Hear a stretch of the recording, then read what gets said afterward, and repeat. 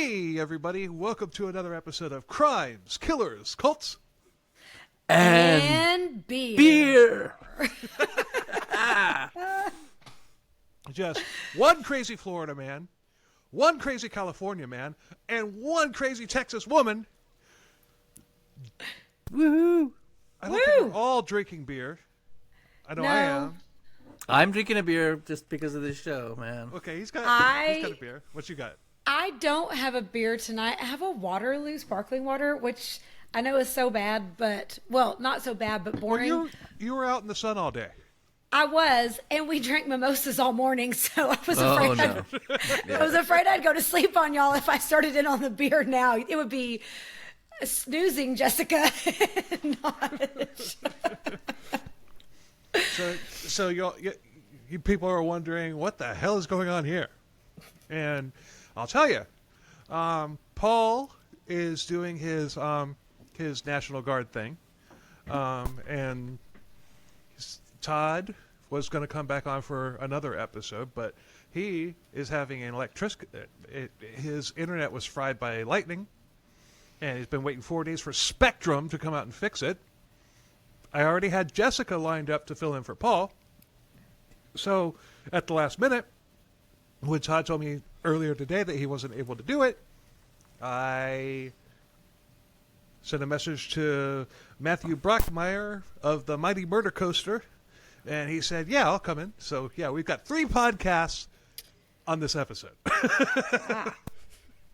That's a first for us. Hell yeah. But all the fun people. So there you go. Yeah. Totally. So, and before we get started, Matthew, I am going to give a round of applause here for your co-host on Murder Coaster, Krista Carmen, and I'll just let you say why. Oh, Krista recently won the prestigious Bram Stoker Award, the highest honor you can get as a horror writer.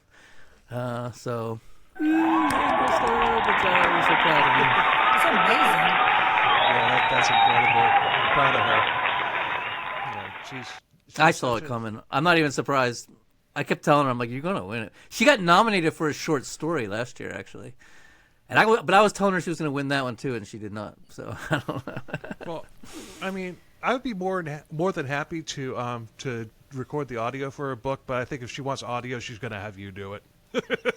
No, she's her publisher's already gotten that taken care of, I'm sure. But so anyway, Matthew's been on several CKCB episodes. There was the 2-part on Ivan Milat. There was not Ivan Milat, Peter Curtin. Peter Curtin, the vampire de Dusseldorf. Oh, he's such a charmer. With the scissors. Little different than Edward Scissorhands. Different endings. Yeah, and he was on the Ricky Casso episode. The North Cal rapist.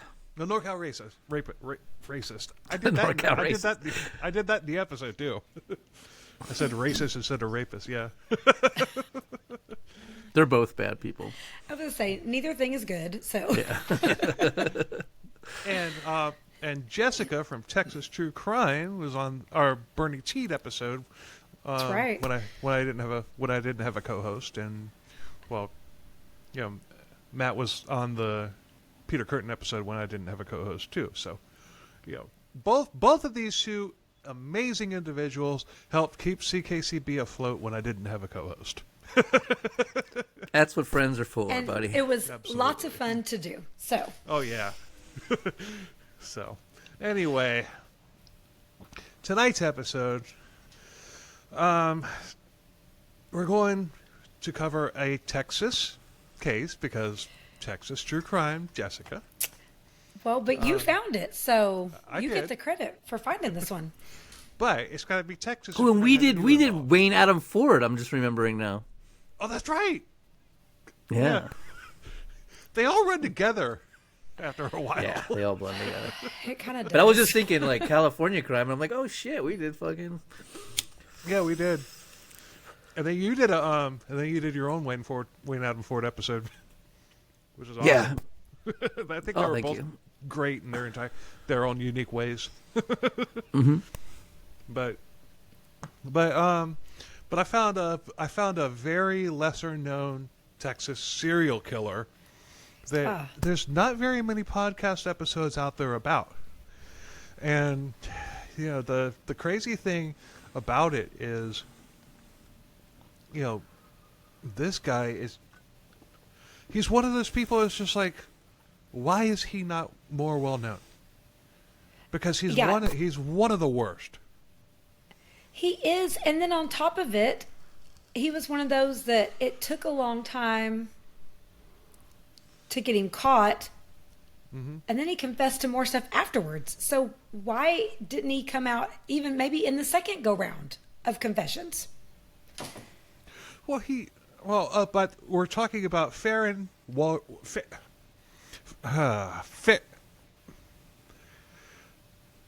This is the first time I've ever gotten tongue-tied on the name of the subject, but he's got a weird freaking name. Yeah, it is. I like it. It's pretty interesting. Faryion Wardrip. I kept hoping they were going to say it's a family name somewhere. Wardrip. Yeah, it's just Wardrip. so. Maybe that's what it was that turned him to this horrible life of crime. It wasn't drugs. It was just that name. He was like, I don't know. I think that's a pretty cool name. I like it. It kind of is, though. He sounds like, though, he should be a performer. Like, It does, like a French performer. It's or something Irish. Like that. It's Irish, it's yeah. fucking Irish, and it means gift of God. I don't know about all that, but Well, It's depending on fucking, it which must God be you're talking Gaelic, about. right? It's a Gaelic word. Maybe. Wow. And it almost looks like fairy if you look at it just right. yeah. You like squint at it. Fairy. It's spelled Faryion. I mean, I'm in love with this name. I'm not in love with him, though. It's a cool. No, he's Gift of God in Gaelic. He's a douchebag. It's interesting. Matthew means gift of God in Hebrew. Oh, So we have the same name in a bizarre way.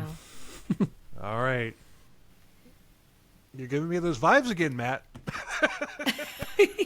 A Texas rapist vibe? I hope I'm not giving you that. No, just closet serial killer vibes.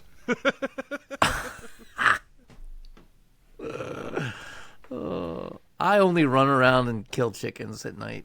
I don't kill people. My lycanthropic adventures. Oh, today, while we were at the parade, Jesus Christ.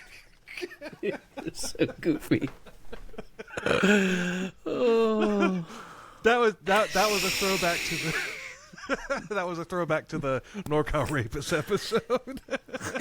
Yeah, that's right. We were doing that pretty hard, weren't we? That was hilarious.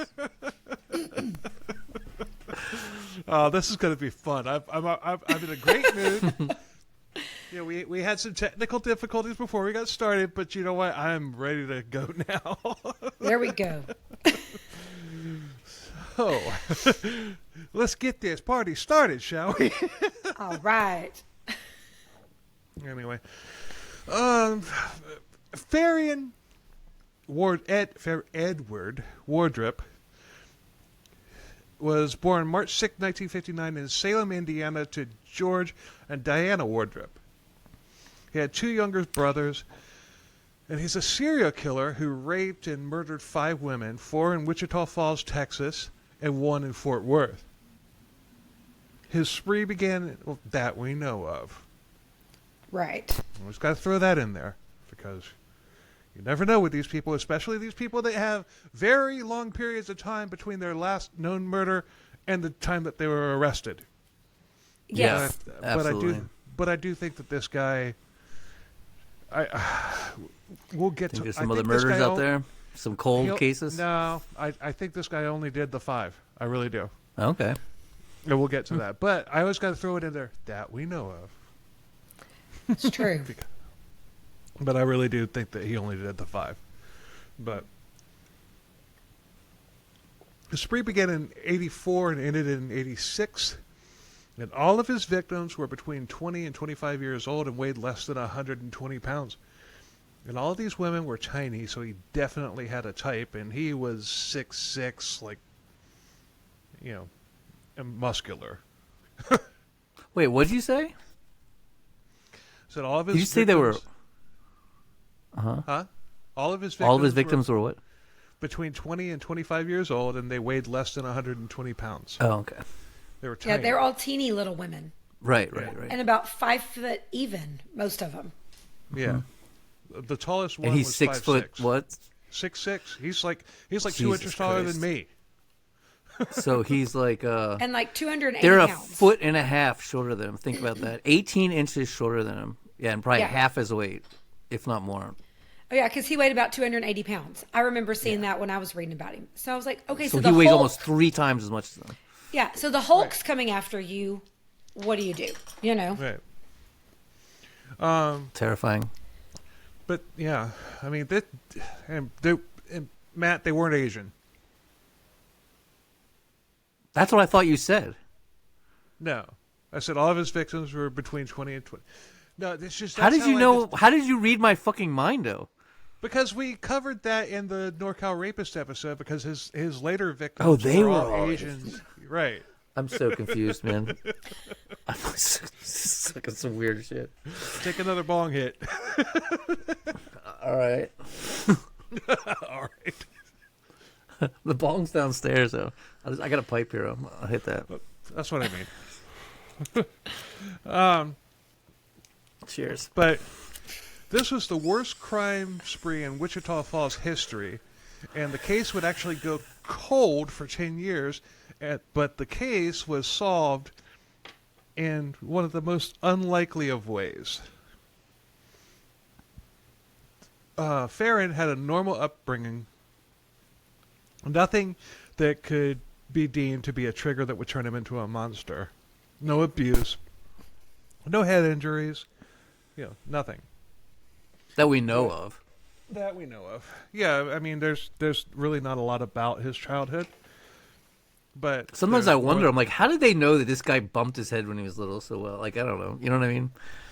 Yeah. Of course, well, like, a lot of that comes out, when they do confess, and like if they want to talk and they tell their life story and everything. A lot of that comes out with that. I thought it would be like their mom or their sister or brother. I would say like, sometimes then the family will say, well, when they were 3, they fell and hit their head and they weren't ever Never really the the same. same since. Every now and not then you will only have some that- family members. Not only that, if they say that in their interviews and everything, that when they decide after they've been arrested that they want to talk, if they say something like that, then you've got these true crime people that'll go back and look into his medical history and find it and verify it. Like for example, well, you can only verify it if they've been to the hospital. Well, yeah, but I mean, it would tell the hospital and everything, and it's just like you could get that information. But Yeah, but that basically, I mean, from what my understanding, I'm not a brain surgeon, but it affects your impulse control. right. So like it's still you're still having the dark thought. You know what I mean? It's not that isn't what causes the dark thought. That's what caused you to not act on Stop it. yourself. Yeah. To you stop don't- yourself. Yeah. You don't have that switch that goes, wait, this is wrong. Do not kill the person. Yeah. But nothing- or but all nothing- kinds of impulse control. A lot of them are kleptomaniacs. Yes. Pyromaniacs. animal killers.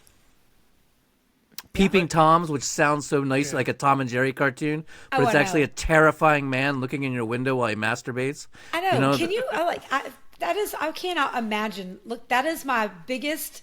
I hate to have the windows open at night because I am always so worried I'm going to look out and see someone looking at me. I'm like, That's Dude, the happened with Ted scariest- Bundy a lot. They'd look over and they'd see him in the window jacking off, man. I know, like staring at him. It's that is- terrifying. And I don't know why I'm not as worried about someone actually coming into my house, but thinking you're fine and walking through your house and then looking out the window and seeing someone looking back at you. That's Is just Terrifying. I like Yes. watching Spine horror. chilling.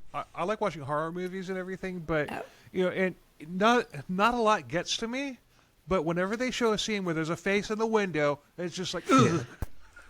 Every time. It's just terrifying that someone has been observing you and you don't have a clue, Like, Right. There's an amazing podcast on the Golden State Killer, and it's just called The Face in the Window. Face in the window. Yeah.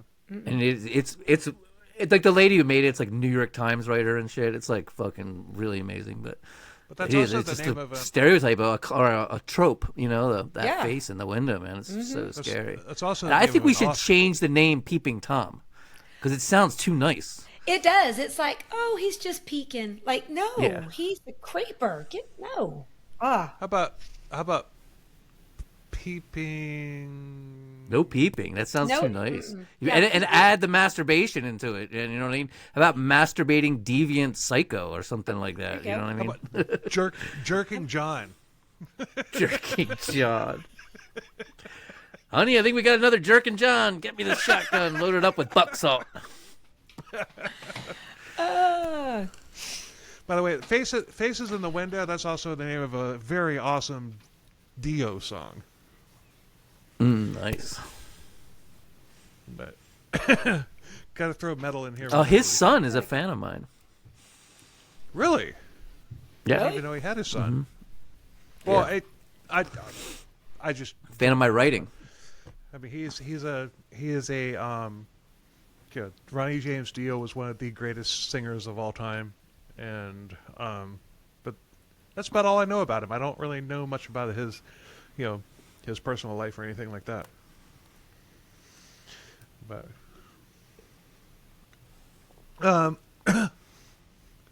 but he, Do you like him better than Ozzy? huh? Do you like him better than Ozzy? Yeah. Oh, yeah. Well. I'm a singer though. He can hit the notes. He can He hit the hit- notes. Ronnie James Dio had one of the most distinct voices that there's ever been. You hear So did a Ozzy. split. I like. I But like he, I Dio mean, more. I mean, technically, Dio's a better singer. He can hit the notes. Right. True. Yes. But he's not Ozzy. I like the Dio. I like the Dio era. Sabbath Black with Dio. Yeah. And then when they came back together in the '90s for to do that album, that song "Time Machine," that's fucking gold. Nice. But anyway, but yeah, that's hot take. Hashtag, but I digress. But anyway, Faryion dropped out of high school in the 12th grade, and I'm like, why? You're nearing the end of the race. Why drop out in the middle Okay. of 12th grade? You're almost there. That was the other thing. I was like, you've gotten this far. You can't wait a few months? What the heck? Like, come on, guy. Hang in there. But at the same time, again, most of the time, serial killers, it's like, oh, they didn't get past 6th grade. Again, supposedly no abuse, no head trauma. Dude, you made it all the way to 12th grade. Like, all the factors aren't your typical factors, aren't Right. there. Oh yeah, but they can vary. We did that one freeway killer, Patrick Kieran's. That's his Yeah. name, right? Kearney, And Kearney. I mean, he had a kill count that was out of control, and he had Yeah. an IQ of 186, and Oh, yeah. worked for the military developing satellites in the 1960s. And his parents were like real nice and cool. Yeah, But, I mean, I know. he it had the can shit be bullied out of him in school. There's always something. Reminds me It's of impulse control, man. impulse.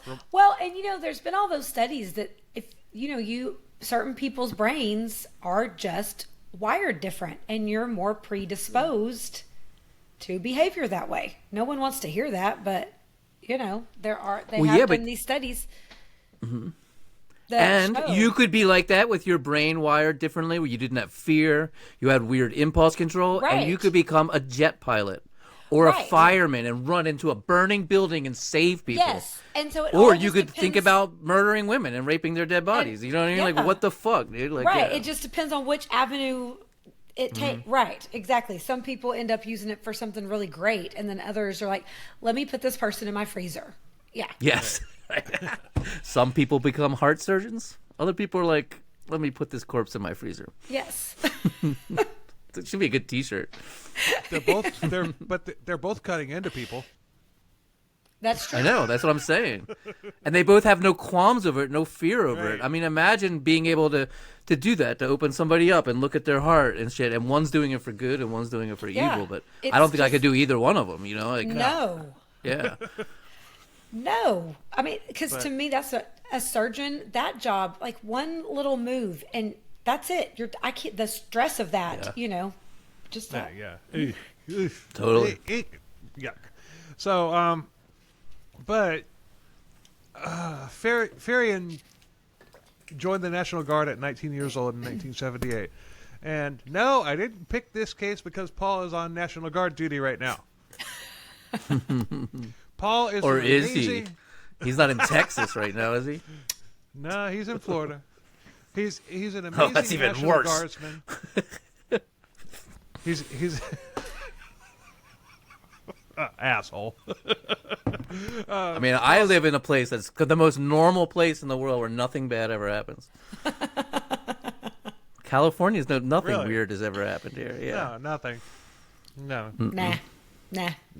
not the Wholesome. not the hot spot for serial killers and stuff like that. And they made Hell no. they made an entire Netflix series about your neck of the woods. Oh, they made that up to be shocking. Murder Mountain. Give me a break. You live on Murder Mountain. It's Manslaughter Hill at the most. But anyway, we got a ways to go. So yeah, we're still on page 1. Uh-oh. So, but Paul's an amazing National Guardsman, and Faryion Wardrip was a lot of things, but a good soldier was not one of them. He was in for 6 years, and he was booted on a dishonorable discharge for smoking pot, disorderly conduct, and he was busted several times for being AWOL from the morning count. Damn, I kind of like him now.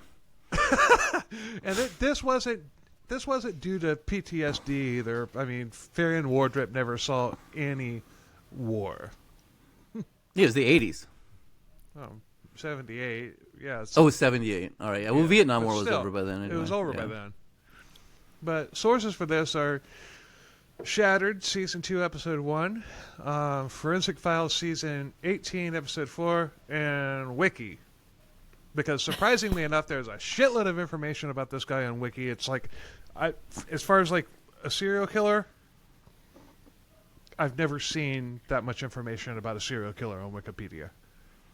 There's more information Some on of them him have than some there is on surprising Edmund stuff. Kemper. Is there really? You think But there'd be it a lot in was. that guy? It was kind of amazing how much information was just on the wiki page about him. Yeah, so I mean, I ain't gonna lie.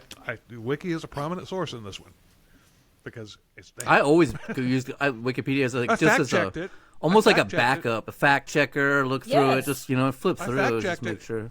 It was on. Whoever wrote that article was on point. Mm-hmm. So, March of 1983, Wardrip, at 24 years old, married his first wife, 24-year-old Gianna Jackson. They had 2 kids together, but Faryion Wardrip was a lot of things, but a good husband was not one of them. Surprise, surprise.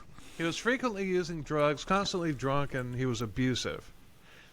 Well, only the abusive thing's bad. Huh? Nothing. I'm just kidding around. Oh, the first 2 aren't bad. Well, if you let it consume you and don't know how to Depends on the manage, drug. Yeah. But during this time, he had a janitor at the Wichita Falls General Hospital. He was promoted to an orderly. He went from janitor to orderly, so instead of cleaning clogged toilets, he was changing dirty bed sheets. Yeah. Now, you don't have to go to And nursing bedpans. school or anything to do that? Or Bedpans. I mean, And that's a there good, might honest have- work. There's nothing wrong with that. There might have been about a $1 an hour raise between the two. I was going to say. I can't I'd imagine rather- it was a lot. I would have been like, just keep me on janitor. I don't want to mess with dirty bed sheets. Yuck. Well, he's a people person. He's got good bedside manner. He does. But he didn't last very long because he bounced from job to job due to his addictions. Gianna's parents had to constantly help them with money for bills. What drugs is he on? Everything. I didn't really see like ayahuasca and peyote. I couldn't really find a list and everything, but it's just I was gonna say he was on things that like literally blacked out his memory for like extended periods of time. Xanax and stuff, like probably pills he's stealing from the hospital. that's what I wondered because it wasn't ever very specific what he did. Just that his drug addiction was what caused so many of his personality issues. You probably like handfuls of Valium and Xanax and Klonopin, shit like that. All those anxiety reducing pills and stuff. But he was also doing coke. Barbiturates. Well, coke and pot, and I know pot doesn't. Yeah, I know, but I don't need the lecture, Matt. Stop it. Roll it back. Damn you to hell, Bill! How dare you even mention it? Because I know you were about to be like, "Oh, pot." No, he did smoke pot a lot. But that's why he got kicked out of the military. Yeah. Yeah, he did a lot else, a lot as well too. But in 1985, Gianna filed for divorce and left Wardrip. She took the kids with her, and the divorce was granted in 1986. So prior to her filing for divorce, he had already begun raping and killing. And there's no word on whether or not she knew that he was doing this, and I'm guessing that she did not. So, all right. Okay.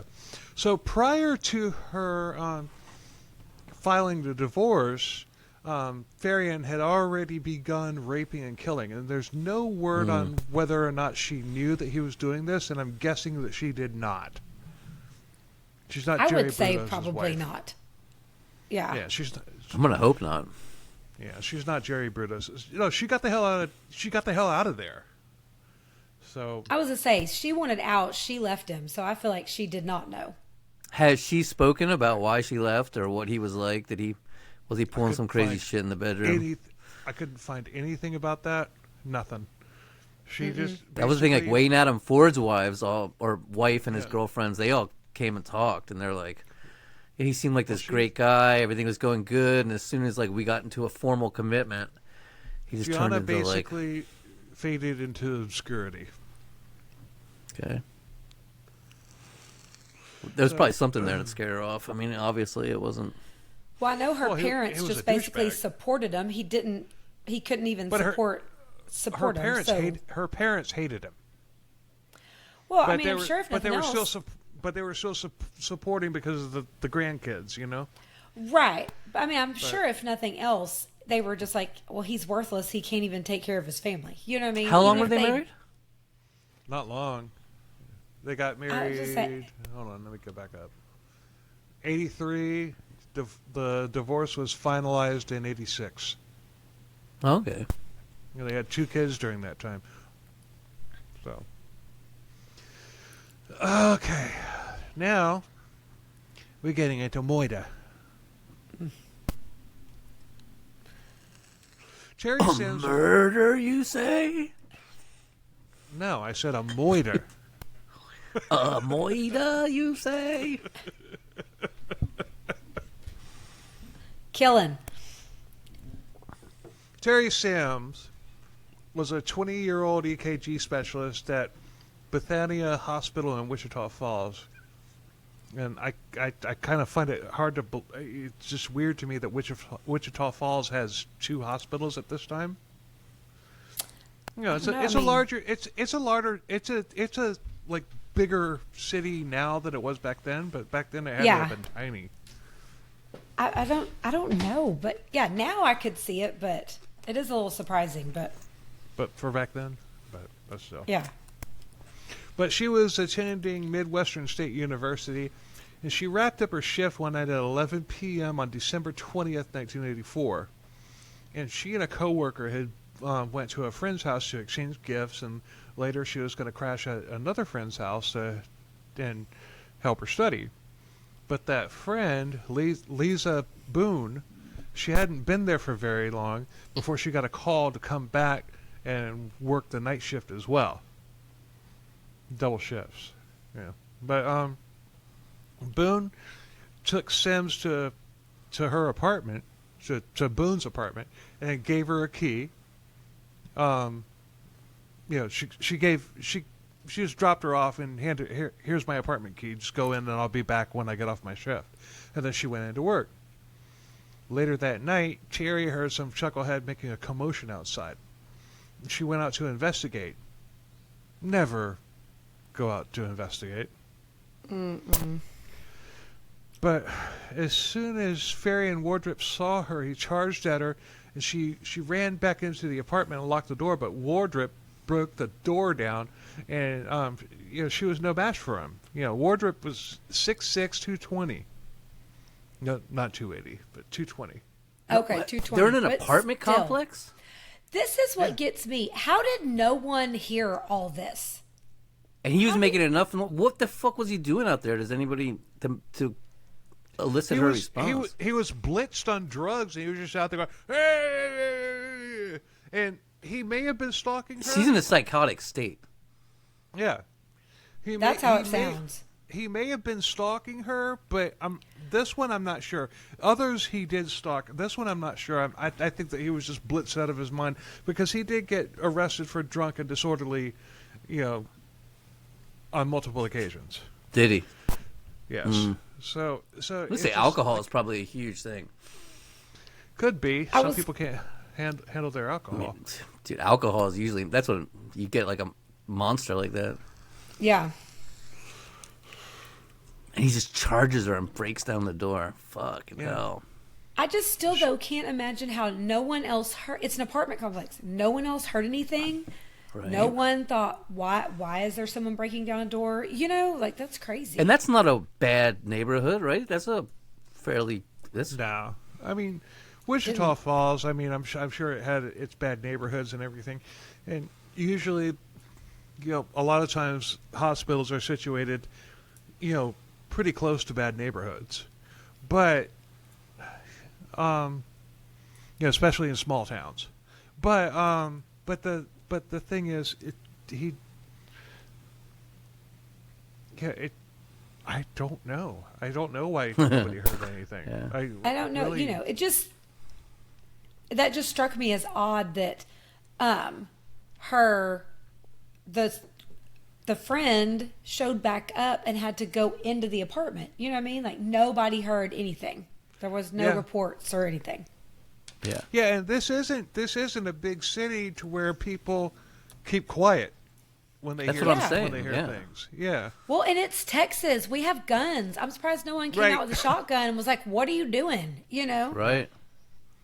Well, maybe it was a situation where, it was single-story apartments, Mm-hmm. and the two units on either side of her were both empty, or nobody was home, or she was on an end. Yeah, maybe. Oh yeah, or she was on the end. Mm-hmm. Yeah, that's what that's probably what it was. But he grabbed her, tied her up, violently raped her, and stabbed her to death, and he left her for dead. Although the coroner estimated that he didn't kill her. She was alive for a few minutes after he left her. And that's, if you're going to kill me, kill me. Don't leave me for dead. Oh, yeah. Just get it done. No. Yeah. Next morning, Boone came home from work, and she knocked, and there was no answer because, she didn't have her key because Terry Sims had it. She went to the landlord who gave her a key, and she went in and found the apartment ransacked. She bolted back to the landlord, and the two of them searched the apartment and found Terry dead on the bathroom floor in a pool of blood. They called the police, who took semen from the scene, and they were able to lift a bloody fingerprint from one of her shoes and put a knife in that. But almost a month later, I can't do sound effects on this because I don't have them loaded up. I have super high tech sound effects. That's not a knife. God, I haven't done that yet. I need to. But almost a month later, Tony Jean Gibbs disappeared from Wichita General Hospital, where Wardrip was still working at the time. So he knew Tony, and she saw him, but she knew him. She didn't like him, though, because he was creepy. And he was hitting on her. And, but still, she's nice lady. Saw him out, like, stumbling all over himself and everything. And, so she's like, look at this idiot. So she pulls up next to him. She's like, you want to ride home? He's like, yeah. And then as soon as he got into her car, he attacked her and forced her to drive to a deserted road. And I'm like, he knew this. He knew this girl. This girl knew him. But once again, don't ever let the creepy man get in the car with you. Just no. Don't. I mean, I'm sick. It sucks though. You see someone you know what I mean. You 6'4". want to assume that they're cool, but I know you do. Makes but you like, so sad for the world, It does, but you know what? I tell my girls all the time, that little warning voice. Do not worry about being polite. You listen to that voice that says, "Ooh, not good." I said, I don't want you to be polite. I want you to be safe. And she thought he was a creeper, but she was trying to be nice. And it's both sad. of these, don't be nice to somebody who you think is a creeper. Right. Don't worry about being polite. Just listen to the little voice that says not a good thing, But the thing is, with Terry Sims and now with her, he wasn't necessarily stalking either of them. It's just opportunity. He was an opportunity killer. Mm-hmm. Right. Yeah. He was just like a drunken opportunity killer. So sloppy, disorganized. Lucky. He's lucky that he didn't get caught before. Yeah. Right. And he's a process killer. He's doing it for the process. He's doing it for the thrill. He's not doing it for the end result. Right. So 2 days later, her car was found on another deserted road, only a couple miles from Wardrip's house. This time, Faryion didn't leave any fingerprints or semen, and in the car. So he must have had gloves on at the time. Either that, or I don't know, or he didn't touch anything. But no, he's wearing gloves. Yeah, probably. But you gotta touch things. I say, even just getting in and out, Yeah, totally. He raped and murdered her outside the car, and we're going to get to the details of that right now. So no need to put a knife in it. Ring. A month later, an electric worker found Tony's body in a field along US 281. And on this field, there was an old rusted-out bus. And Wardrip had raped her and left her for dead inside the bus, but she crawled out of the bus trying to get help, but she bled out and died about 100 feet away from it. That's the worst. Yeah. The bus was splattered with blood as well as Tony's clothes were still in there and covered with blood, obviously. And the blood matched Tony's. And Tony had been stabbed 8 times, and she had defensive wounds on her hands. Now, I couldn't find this in any of my research, but a couple of the podcasts that I listened to said that the electric worker thought it was a mannequin, and we don't even need to go there, do we? We all know it's never a fucking mannequin. Yeah. And except for what's his name? That oh god. Like, remember he had the indoor pool, and he would when his wife went out of town. What is his name again? Yes, Baumeister. It was mannequins. Remember, he had mannequins all around his fucking swimming pool. So creepy and weird. But nobody found those mannequins. Nobody found a dead body and said, "I thought it was a mannequin," and it like, "Oh my God, that's a dead body." Nope, it's a mannequin. Well, his son found a skeleton, right. And he said that it was a medical skeleton that he had gotten, and he had just thrown in the woods. Right. But I guess that doesn't count, though. That's still, it wasn't a mannequin. Fun fact. Fun fact. Herb Baumeister was an episode on Herb Baumeister on a now long defunct podcast was the first true crime podcast episode that I ever listened to. You know, they're thinking that he's what the I-70 killer? Wait, is that right? They think they're putting him together with all these other crimes right now too, as well as Israel Keys. Oh yeah, well he's Well, Who I knows figured what that they're guy just is. gonna pop up for years. For Keys, yeah, dude. Yeah. All over the country, man. Yeah. That guy, he wasn't around long enough to So creepy. to like come near Samuel Little's body count, but No, but he would have been if he hadn't gotten caught. easily, yes. Because Well, they all would have been if they hadn't gotten caught. True. Not this guy though. Not this guy. We're gonna get there. Yeah. But okay. 24-year-old Danny Laughlin was a male stripper, and he was suspected of Tony's murder because he had ridden his motorcycle around. He had one of those little dirt bikes. He had round it. Yeah. I'll do the sound effects of the show. I can get my guitar. But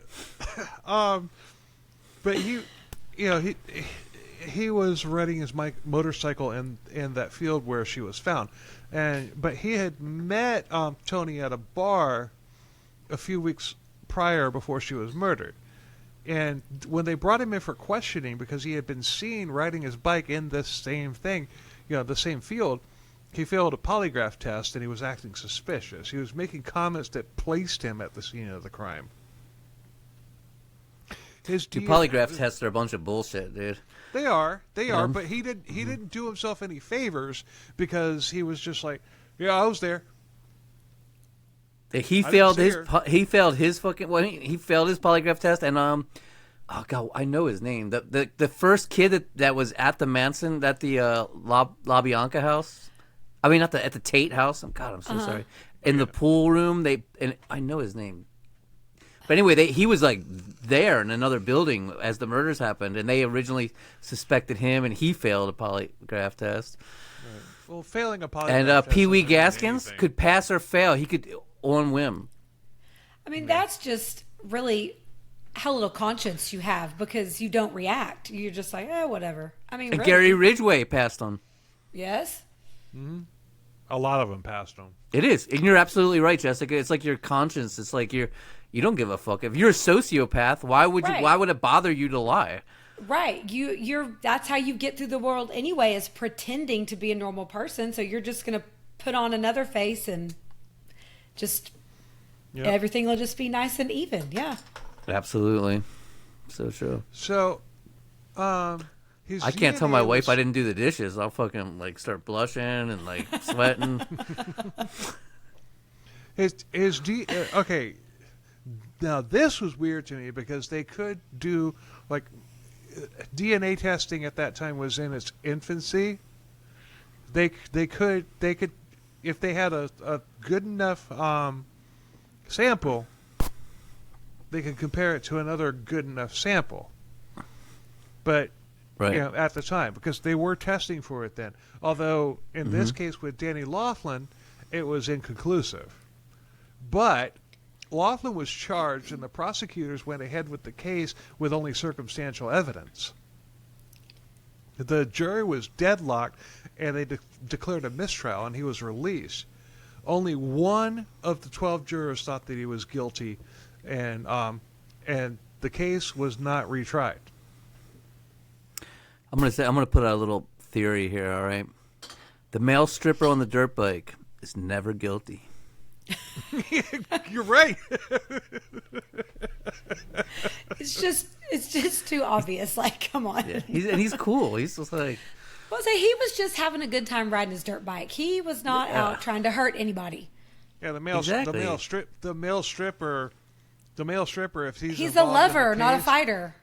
Boom. No, he's gonna be a fucking victim. Could be, yeah. especially if it was not a Ron mannequin. Dominique. Yeah. So many of them, man. Because I was a male stripper when I encountered Ron Dominique You were a male stripper, Bill? once in New Orleans. Really? Go listen to that episode, man. I tell the whole story. Is this the very first episode? No, it was, I don't know. Like I think it was like episode 39 or something like that. Well, you heard that, folks. Go listen to episode 30 to hear how Bill was once a male stripper. Once.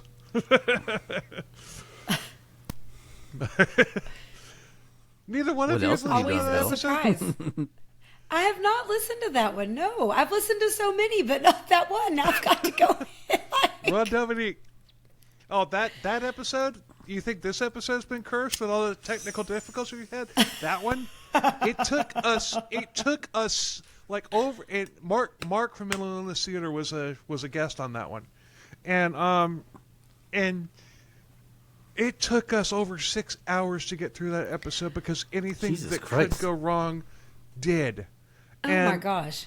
And by the end of it, oh my God, we were, Todd and I were just blitzed, hammered, and Mark was like stoned out of his mind at that point. But and I'm talking in that episode, and I'm just like, well, I did, but I listened to it, I got through it. Yeah, I sound like the fucking drunk guy at the bar, because I was, but I got through it. So I'm like, you know what? I'm not even gonna mess with it. I got through the story, and we talked, and we make a lot was edited out of that, obviously, but I was just like, yeah, we got through it, and I'm just gonna leave it as is.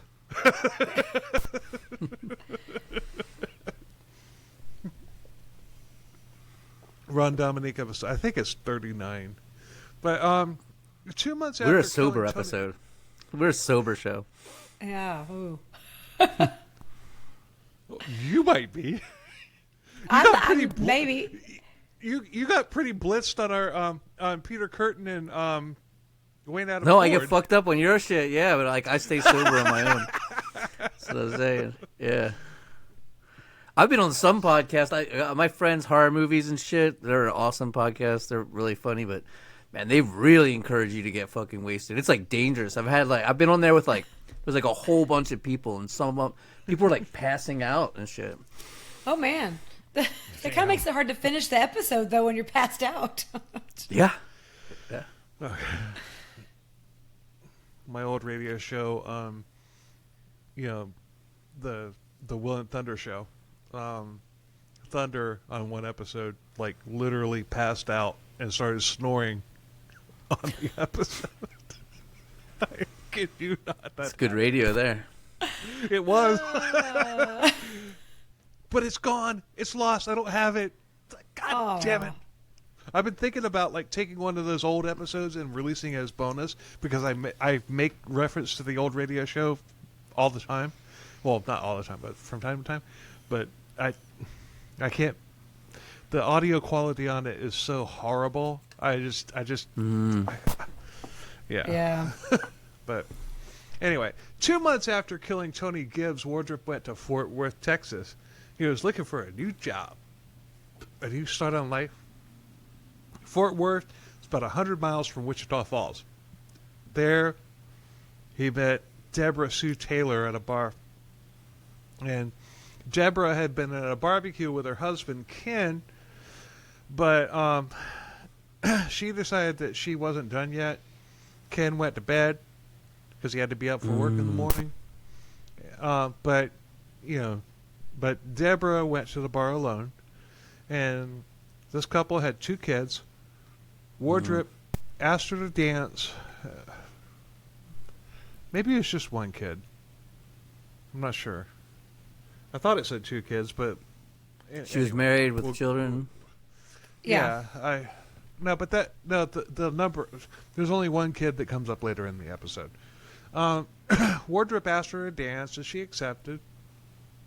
He later offered her a ride home, which she also accepted. But when they got into the parking lot, he tried to make a move on her, and she shot him down. Wardrip got butthurt over that, and he killed her and dumped her body at a construction site.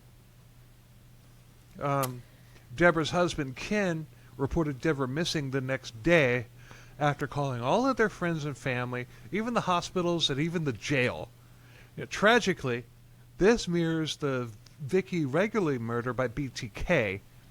Her husband, Bill, was suspected in the murder, and it ruined his life, and the same thing happened to Ken. I was going to say, yeah. And that's what's so sad. This poor man. Yeah, but 99.09% of the time, it would have been him. This is the sad thing. Well, yeah. But yeah. Because But it it's does. It always sucks. a spell. I mean, you always hear about this with like serial killers, like some husband who was accused of it and it ruined his life. You know.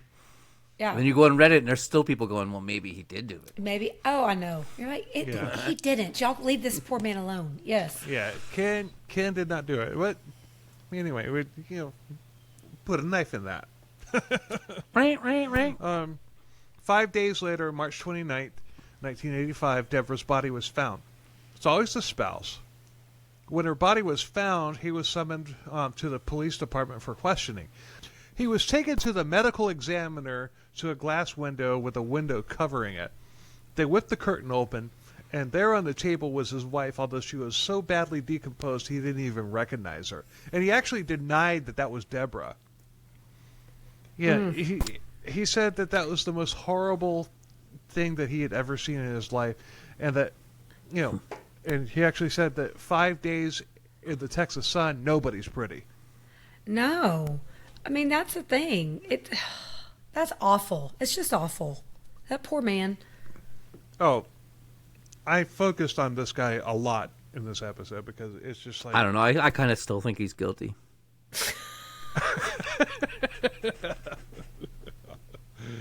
Has to be the husband, right? It's always him. Come on.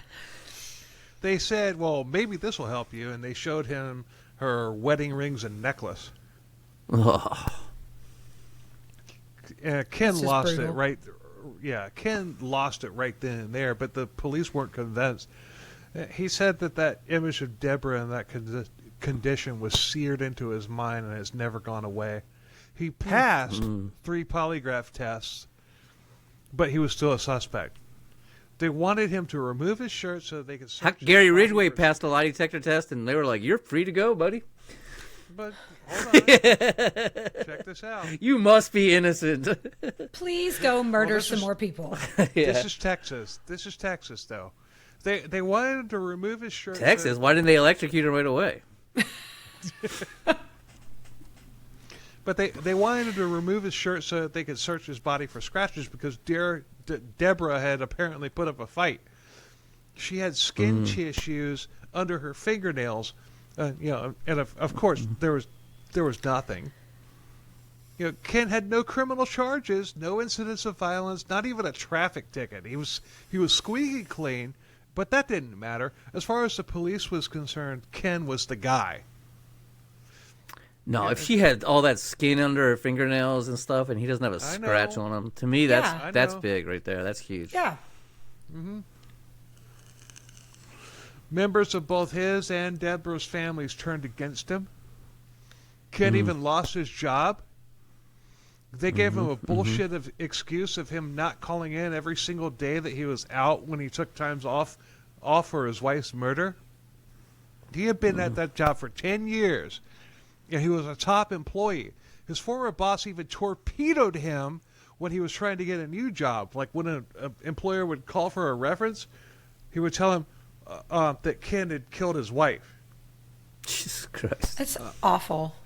On top of everything else, Ken had to tell their little girl that she wouldn't be able to see her mommy anymore because she had gone up to heaven. For 10 years. And I'm only going deep on this because I fucking hate this shit. I mean, Ken endured sneers and jeers, police following him everywhere he went.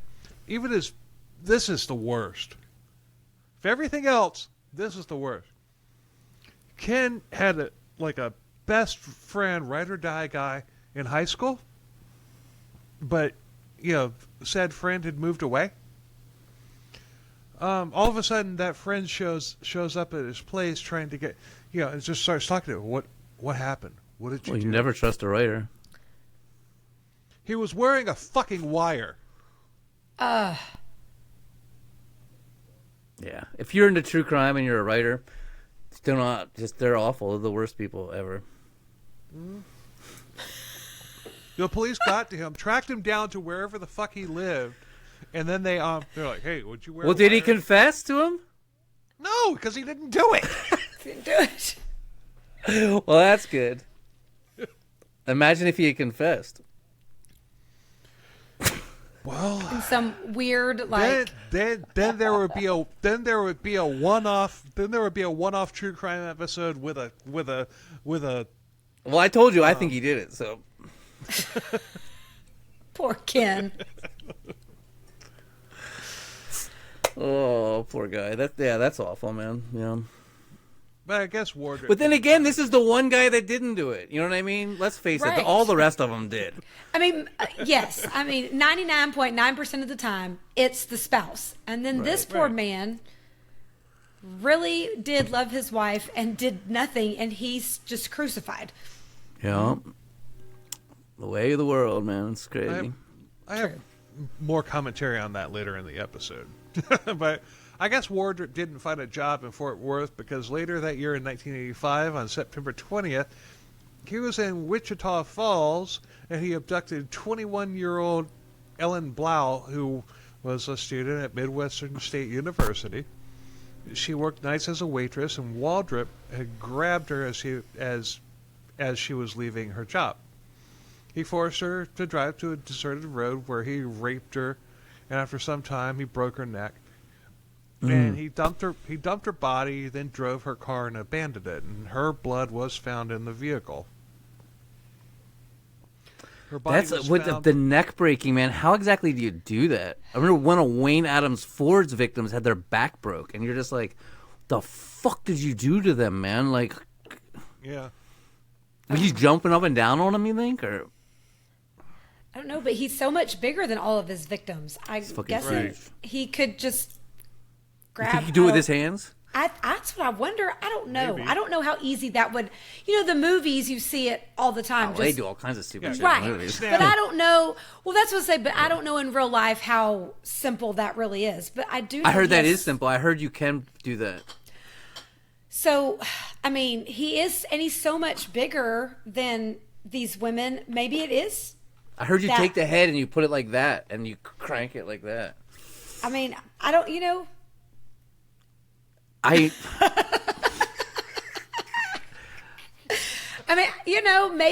maybe just the size difference between him and his victims.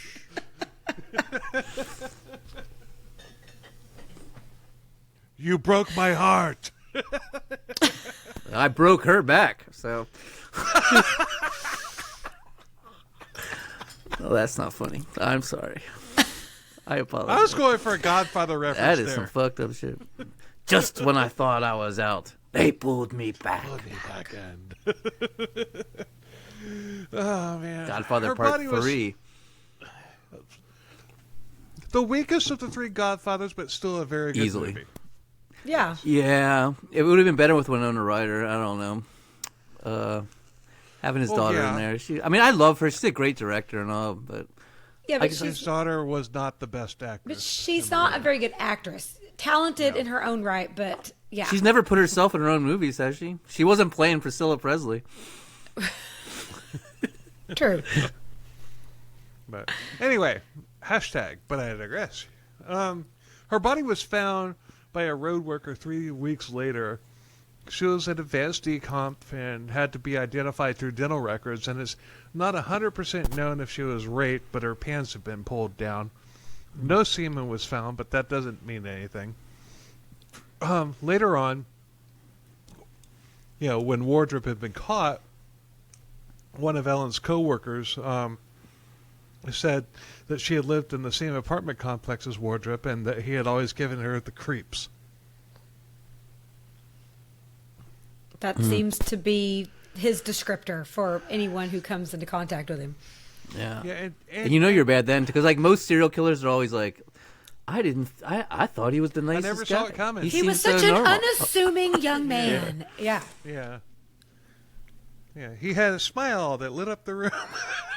Right. No, that wasn't him. That was the victim. That's why the victim. I know. I was like, listen. Oh, my bad. No My one bad. ever described me that way. That way I have a long, healthy life. Nobody say that. They just lie anyway. That's right. She was a great finger painter. She gardened, I think, maybe. Yeah. I'm always, you know what, and this is going to sound so cynical of me, but everyone always says that about a victim. No one ever is like, they were the worst person ever. Yeah. Actually, we've covered a few. We've covered a few that did deserve it. Henry Lee Lucas's mother. True. Gypsy Rose's mother. Yes. I guess. On the fence about it, if she actually deserved to be. I mean, she was an awful, awful person, but I don't know. I mean, and I don't believe anyone deserves to be murdered, you know. But but it is funny with true crime books, because we were doing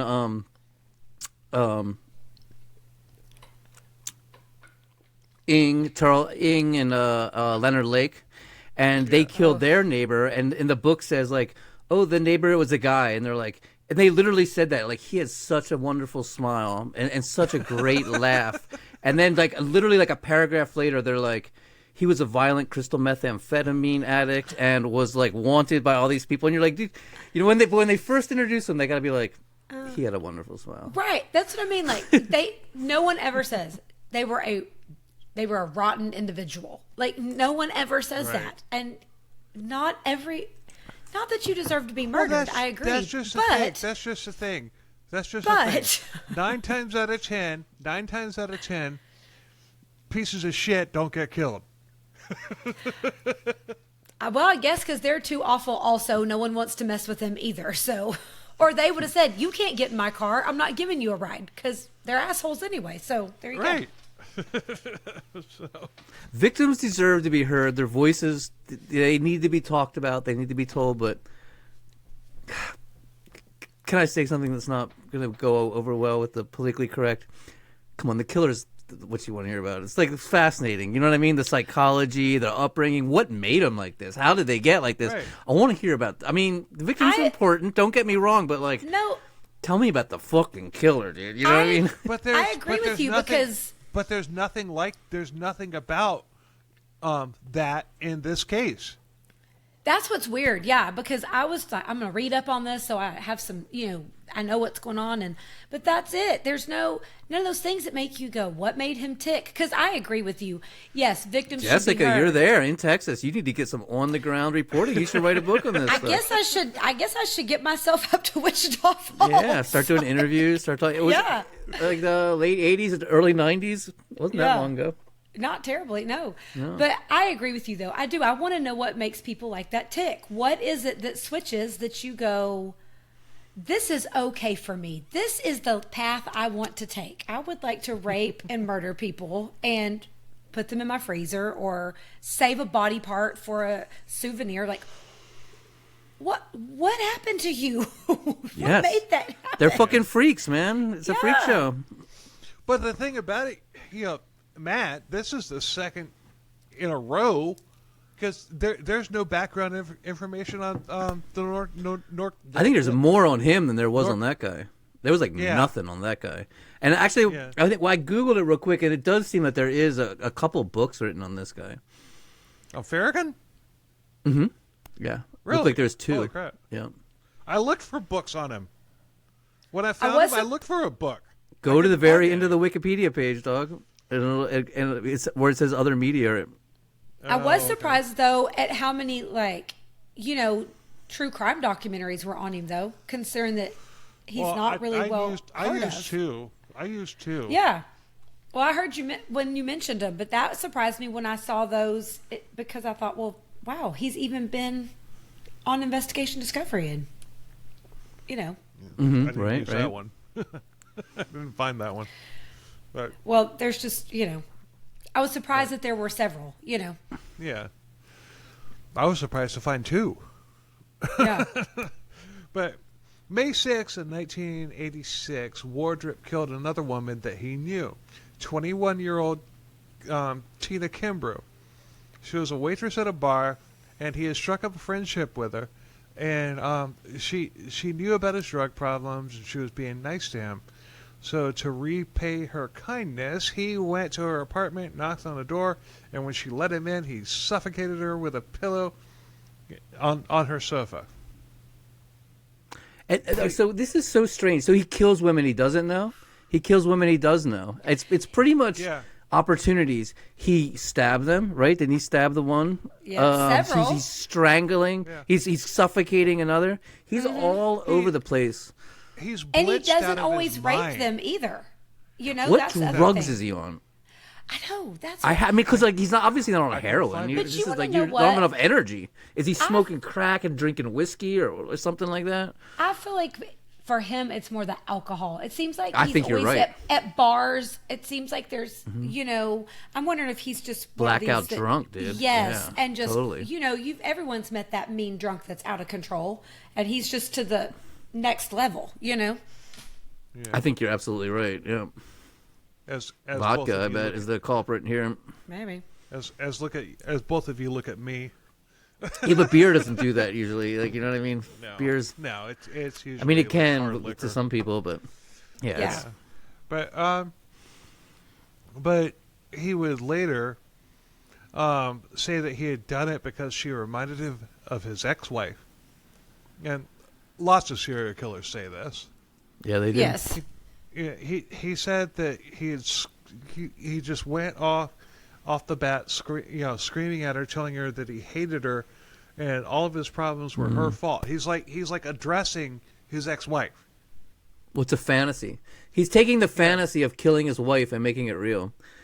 And you know what? Did it ever say what Jonna's stature was like? I'm guessing maybe she's a small woman too. Oh, yeah, she had to have Did been. it It say- didn't She had to say have that. been, right? But I'm Yeah. thinking that, Yeah. like you said, it's a fantasy. It's something related to his, you know, still being mad about the divorce and how everything went down. I wonder about that Right. because he's Right. obviously got a type. On this one, there was no signs of rape either, although she did have fibers in her lungs that matched the fibers on the sofa. So What does that mean? He smuggled her to death he smothered her to Yeah. death with a with a pillow. But from no her couch. sperm, you're saying, no semen. He didn't rape her. Well, you know, a lot of times these guys, as they amp up, it starts with rape, and then the murdering is so intense and such a sexual stimulation for them that they just fucking squirt in their pants, man. That's enough. That's enough for him there. That's enough for them. They climax. They don't even need to Mm-hmm. do the actual rape anymore. But before Tina was found, neighbors had reported that a tall man with dark brown hair and a baseball cap leaving the complex. You know, he had obviously gotten out of there in a hurry, and nobody recognized him. Denny Laughlin was the first name that they thought of, but he didn't fit the description. So even though he had been found, You mistrial, talking about the male stripper again? the male stripper, Yeah, they came back to that. Jesus poor guy. Christ, leave I this know. guy alone. He just wants to ride his dirt bike around. I know. Yeah. And I feel more sorry for him than I do that murdering husband. yeah. On May 19th, May 9th, 1986, Wardrip was what? I just Am I missing that murdering husband. I'm cracking myself up, and Jessica's I'm just too, getting hopefully. tickled. Yes, that murdering husband.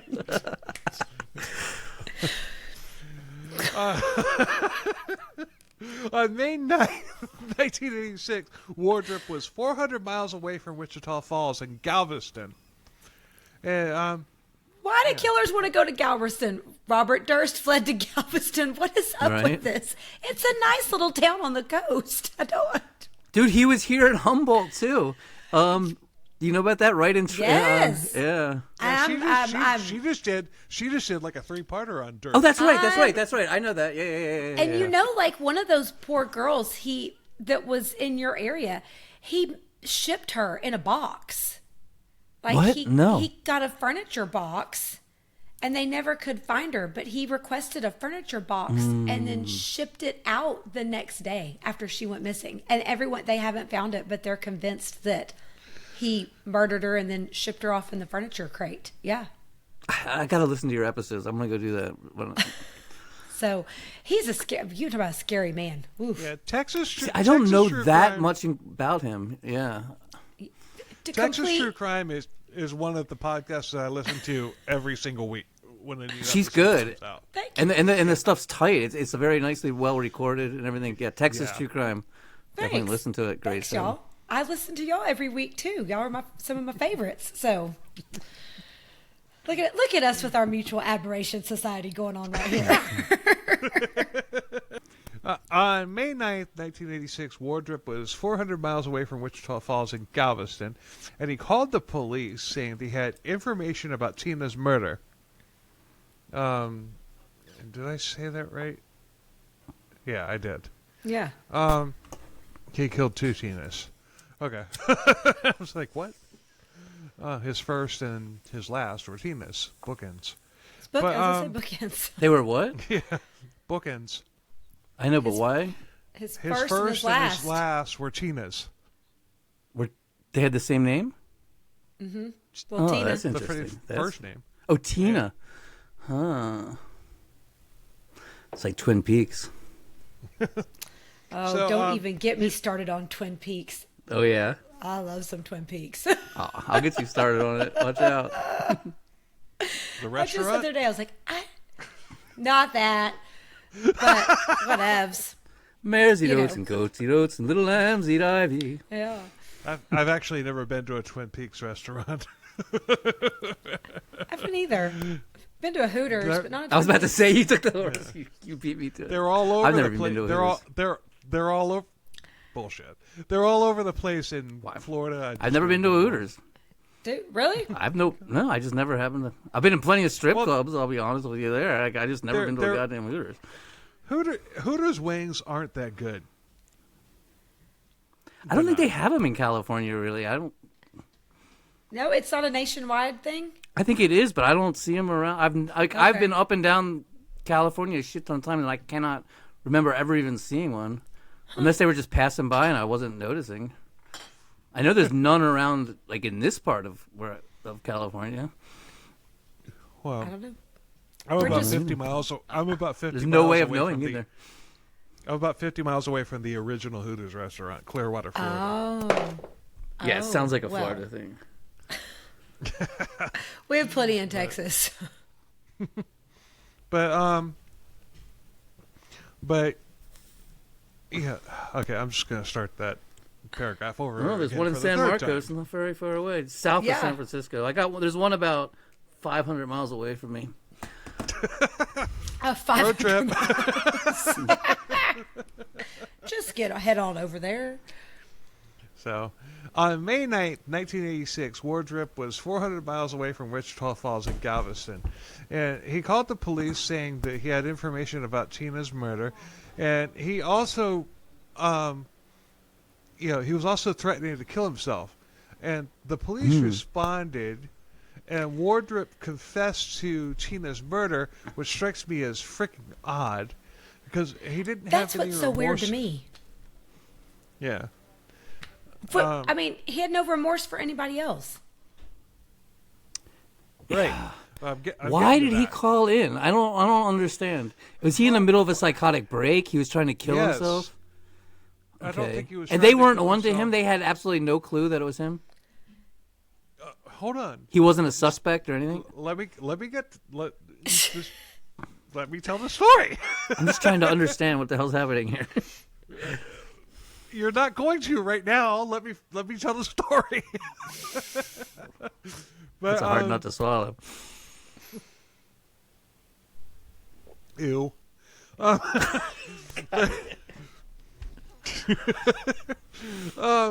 The police responded, and Wardrip confessed to Tina's murder, which strikes me as odd, because he didn't have any remorse about any of the others that we know of.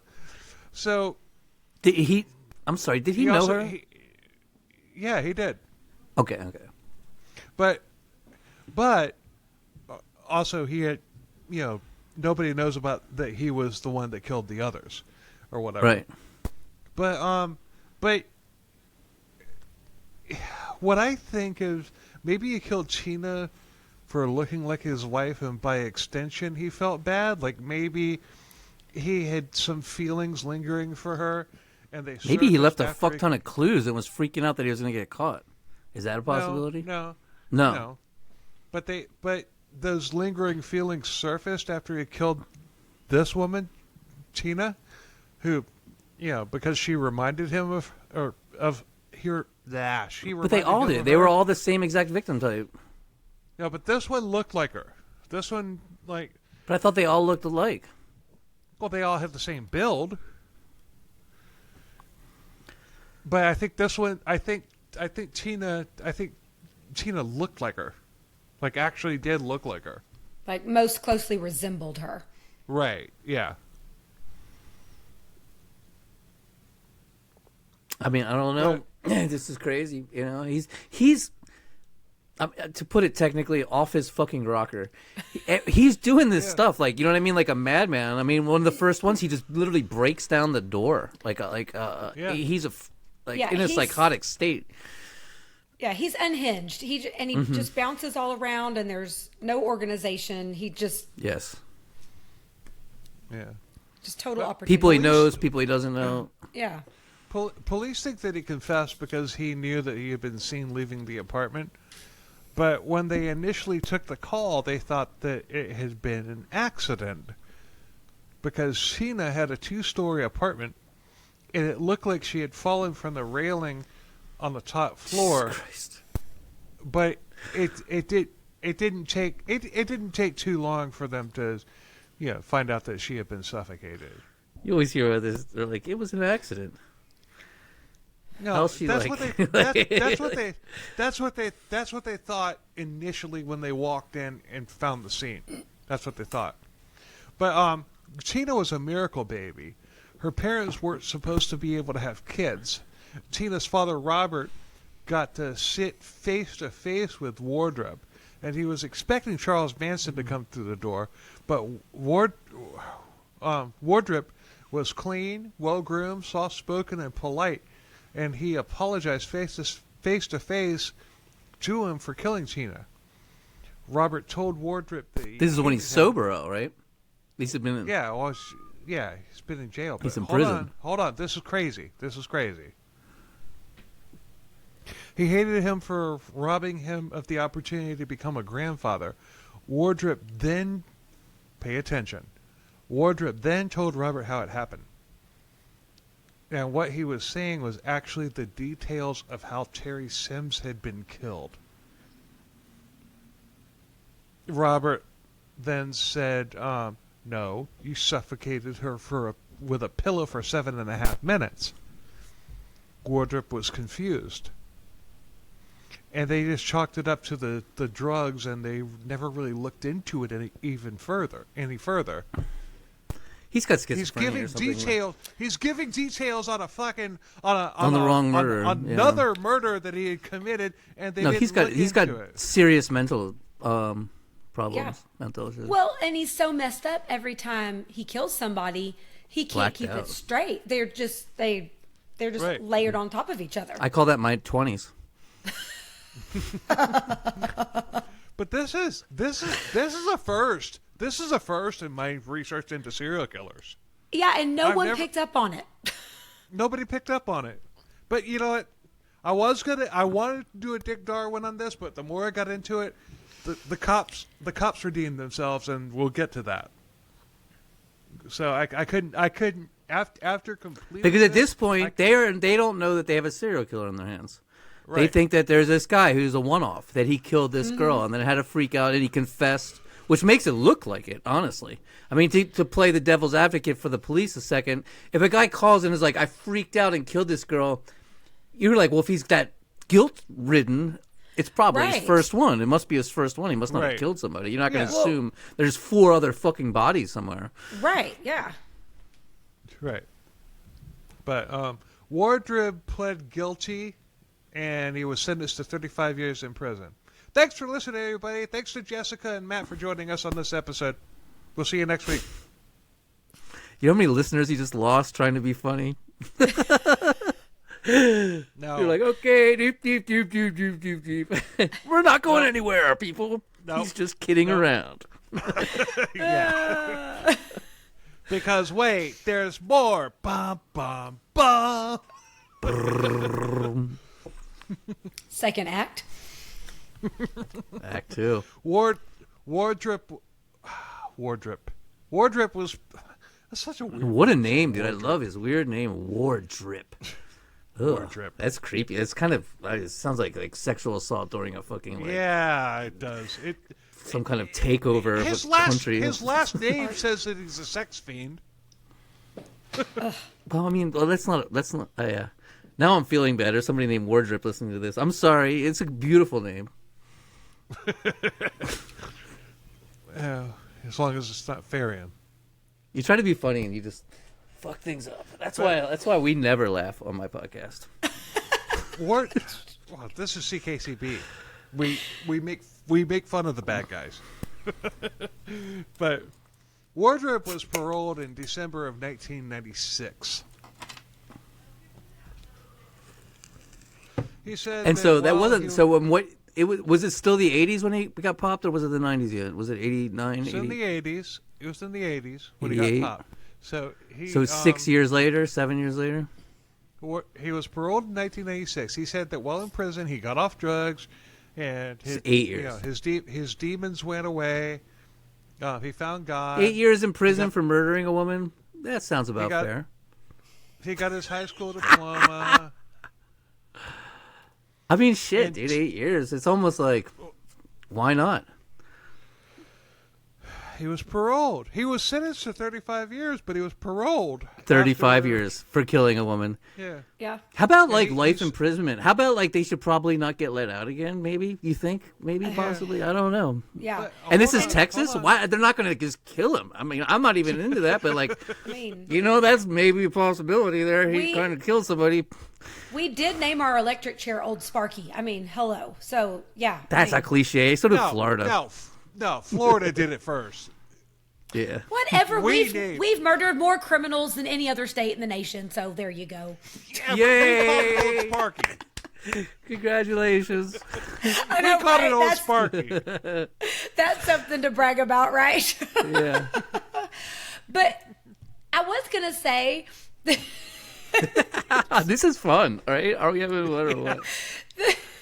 I was going to say that maybe it was, but he got paroled in the 90s, so it couldn't be when they were paroling all those criminals in the 80s because of overcrowding. So that's not even that's not even a reason. No. See, we don't know that much. Is this guy like from like some rich ass parents or something? Like, has he got like some crazy ass lawyers? We don't or know. What? He must. I mean, he must. There's no way, dude. Like, I don't know. Dude, people go to jail for longer than that for like fucking drugs and stuff. Yeah. You know what I mean? But, Like, that's crazy. But non-violent drug offenders. You know, like he was. Hold on. Listen. I'm gonna read that last paragraph again. And this is what it was. He basically got let off for good behavior. He was paroled in 96. He said that while in prison, he may have killed that woman, but hey, he was real cool in jail. All right. He got off drugs. His demons went away. He got his high school diploma, and he found God. Hey, you guys, my demons went away. I found God. Let's do this. Yeah. You know what, son? All right, let's let you out. What the? Let's go back into society. Okay. They always find he's like my sock that I can't oh, I found Jesus over there. There he was. We will never guess this. He was in my prison cell under the thing the whole time. People make a lot of money off of getting fucking criminals pardoned. Yeah. All the time. And yeah. it's scary. I mean, I'm into like the Innocence Project where they go and find people that are innocent. Oh my gosh, y'all need to listen to Bone Valley. If you want to listen I listened to it, I think. Did you? Did you see that he finally got paroled? He got out this week, y'all. He was Really? released this week. Yes. I got an alert saying that, That poor man finally got out of prison. Nice.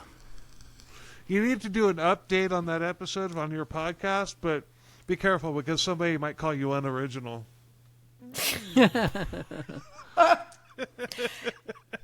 Well, they can bite me. That's all I have to say. Under the last podcasts on the left, I had already done.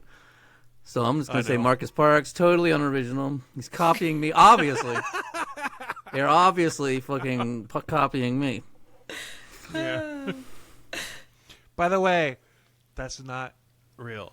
We're ragging on somebody, and you know who it is.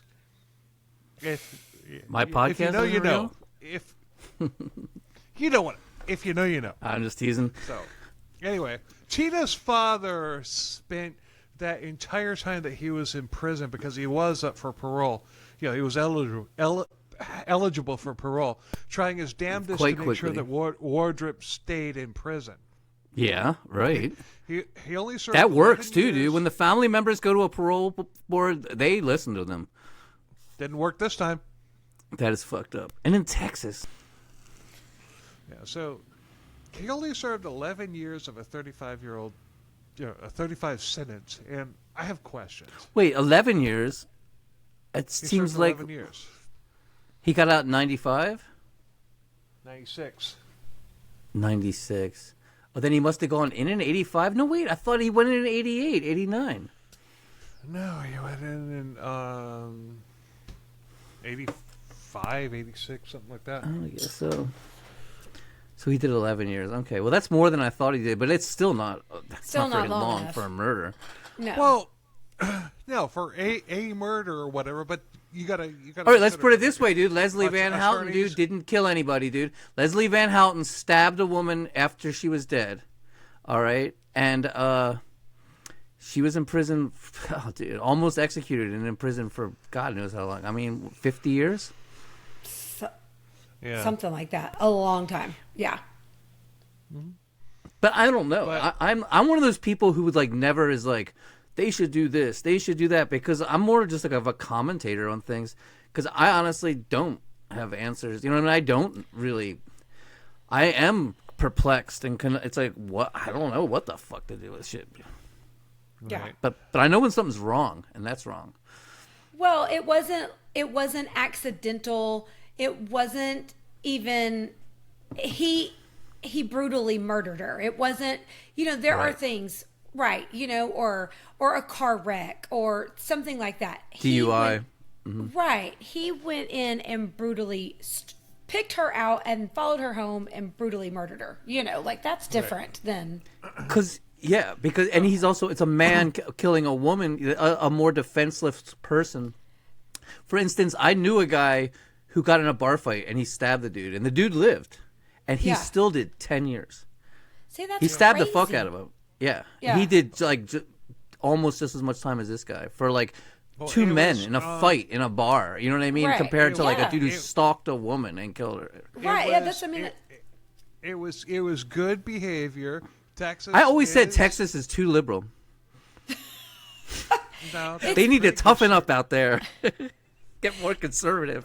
It is kind of surprising what people get out of prison for here, though. Like I feel like it's so all over It's the the place. attorney. I really feel like It's money the has something attorney. to do with something here. I don't know. We It's- don't know, but I feel like he's got to be rich. He's got There's- to have lawyers Something because it is. If you have a good attorney, you can anywhere. usually you can anywhere. Money talks. Yeah. Yeah. So, but good behavior. He found God. He got his diploma, and all that stuff. I found But God. They all find God. But Like God's everywhere. How could you not find it? There it is. But he only served 11 years of a 35 sentence, and I've got questions. Mainly, why wasn't his DNA tested against the DNA that they had on file from the other crime scenes? Oh, I can answer that for you confessed easy. Well, he wasn't Hold in on, CODIS, hold I'll bet on, hold on. Not hold only that, on, it's hold on. 1995. You know how expensive it was? And yeah, there Hold wasn't even a on. CODIS yet, I don't think. God, will you let me finish my fucking rant?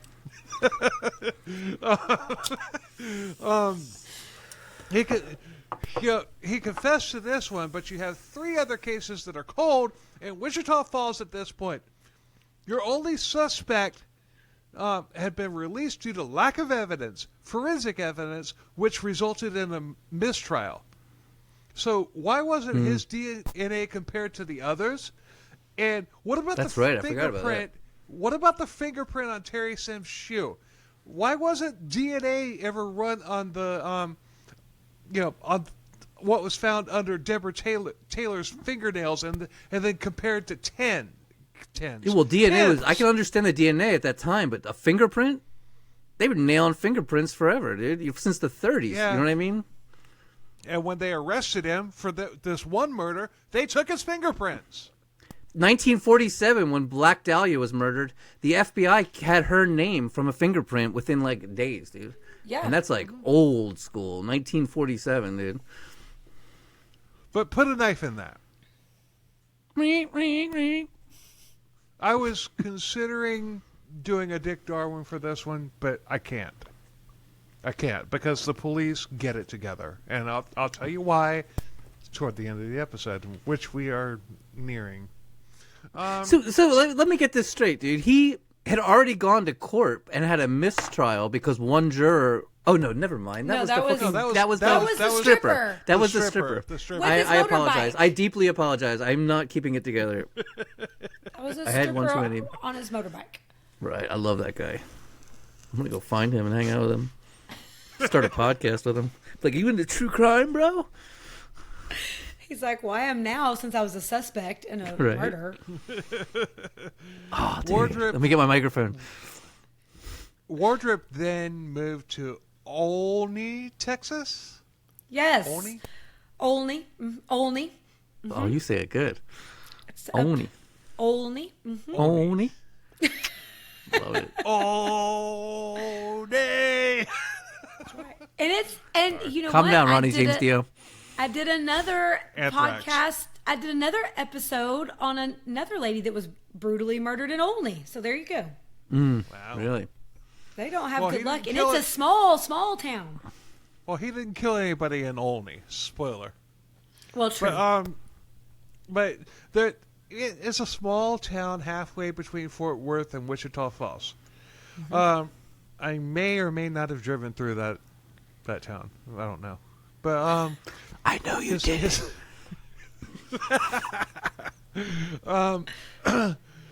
His parents. Bill accidentally confesses. 8 siblings were living there. His parents were still busy. Apparently. Good grief! I was saying when we last reported, he only had 2. Now he's got 8. Mm-hmm. Good Lord! That's 9 altogether, 10. Right? 10. 9 or 10. 9 or 10. But they helped him out, and it's were they fucking Mormons or something? I gotta wonder. Maybe they didn't have cable. Texas Mormons. They don't they have like the fundamentalist ones? They get the multiple wives there and stuff. They got shut down though. Warren Jeffs is in prison now. He got shut. Oh down. no, but he got shut down. But they're in where are they? New Mexico? They're not in Utah. They're south of it, and they're still there. That church is still there. That land is still there, and they still consider him to be the prophet. Oh, and yes. they still worship him. They have it, and there's still 1 million people there married to 12-year-olds. They didn't even stop it. But it's fucked up, man. I do have a super question. Fucked up. How much of Olney, Texas's population was just this fucking family? I mean, it's not a big city. It's not a city. It's not a big town. I'm trying to remember when I did my episode. It's only this many. Yeah. It's like, look, I'm going to look it up right now, but I want to say like less than 5,000 people. So like they were a big chunk. I'm going to double check myself though. Nice. See if there's a large congregation of Mormons there. I mean, what other kind of families have like that many kids? I mean, to have 10 kids, come on, that's strange, dude. I don't know. I went to school with. And they weren't some evangelical, crazy motherfuckers of some sort or another. No, but they were good Catholics. They didn't practice. Catholics is the birth same control. thing. Yes, they're a crazy cult. Okay, there we go. They were Catholics. We had some crazy Catholics. They don't believe in birth Catholics. control. Like so, They don't believe in birth control. Okay, only. And also, the early Catholic Church was spread by having tons of kids. It was. There you go. Olney's population. In 2014, 3,221. Damn, dude. So, That's they really were a little. big chunk of the population. Yeah. So that's not very big. Anyway, Faryion. And that's where he's from. That's where his parents live. Yeah. Well, that's where they ended up. They were in Indiana. That's where they ended up. They were in Indiana, dude. I'm telling you, there's something going on with these guys. They got 10 kids. They're from Indiana. They're coming down to this tiny town in Texas. So why the fuck would you come there? It was Indiana, then Wichita Falls, and then Olney. I mean, this is sounding like some kind of crazy cult to me. I mean, then, I'm a true crime guy. My mind is going nuts, Okay, and so I'm also thinking about the fact that I thought he just kind of lost touch with his family. So he does. So he's kept up with them though in some form or fashion because he goes back to them. That's interesting. They could be werewolves. Maybe. That's why he blacks out. He's in his lycanthrope form and he doesn't remember what he did. It's the truth. I mean, that's more true than false. Because alcohol will turn you into a beast too. True. I agree. I think it was the alcohol more than the drugs. It's not always the that moon. got him. I think alcohol is a drug. One of the hardest. It can be because it's also socially especially acceptable. vodka. Mm-hmm. Well, I mean, there's also whiskey and tequila, but it's socially acceptable. So yes, I think it's. But those flavored ones, like you know what I mean? Like there's something about just pure mineral, just alcohol. Like someone. I know when you see somebody they pour like a cup of vodka and shit. Yeah. And you're like, dude, it's your fucking. And they'll put like a little bit of orange juice. Yeah, like just a splash. Two just drops. For color. Yeah. Oh, yeah. It's fucking gnarly. So, and Phil's like, are y'all done? Can I get back to the topic? It killed my fucking friend from Austin, man. That's how he died, dude. Yeah, we still got a little ways to go, but anyway, and this is kind of like a weird BTK tie-in because BTK had a job as like a security system installer,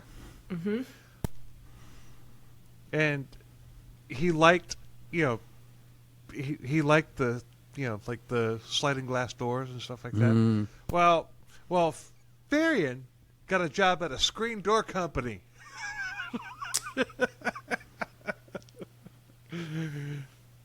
Yeah, that's a stretch. I get it.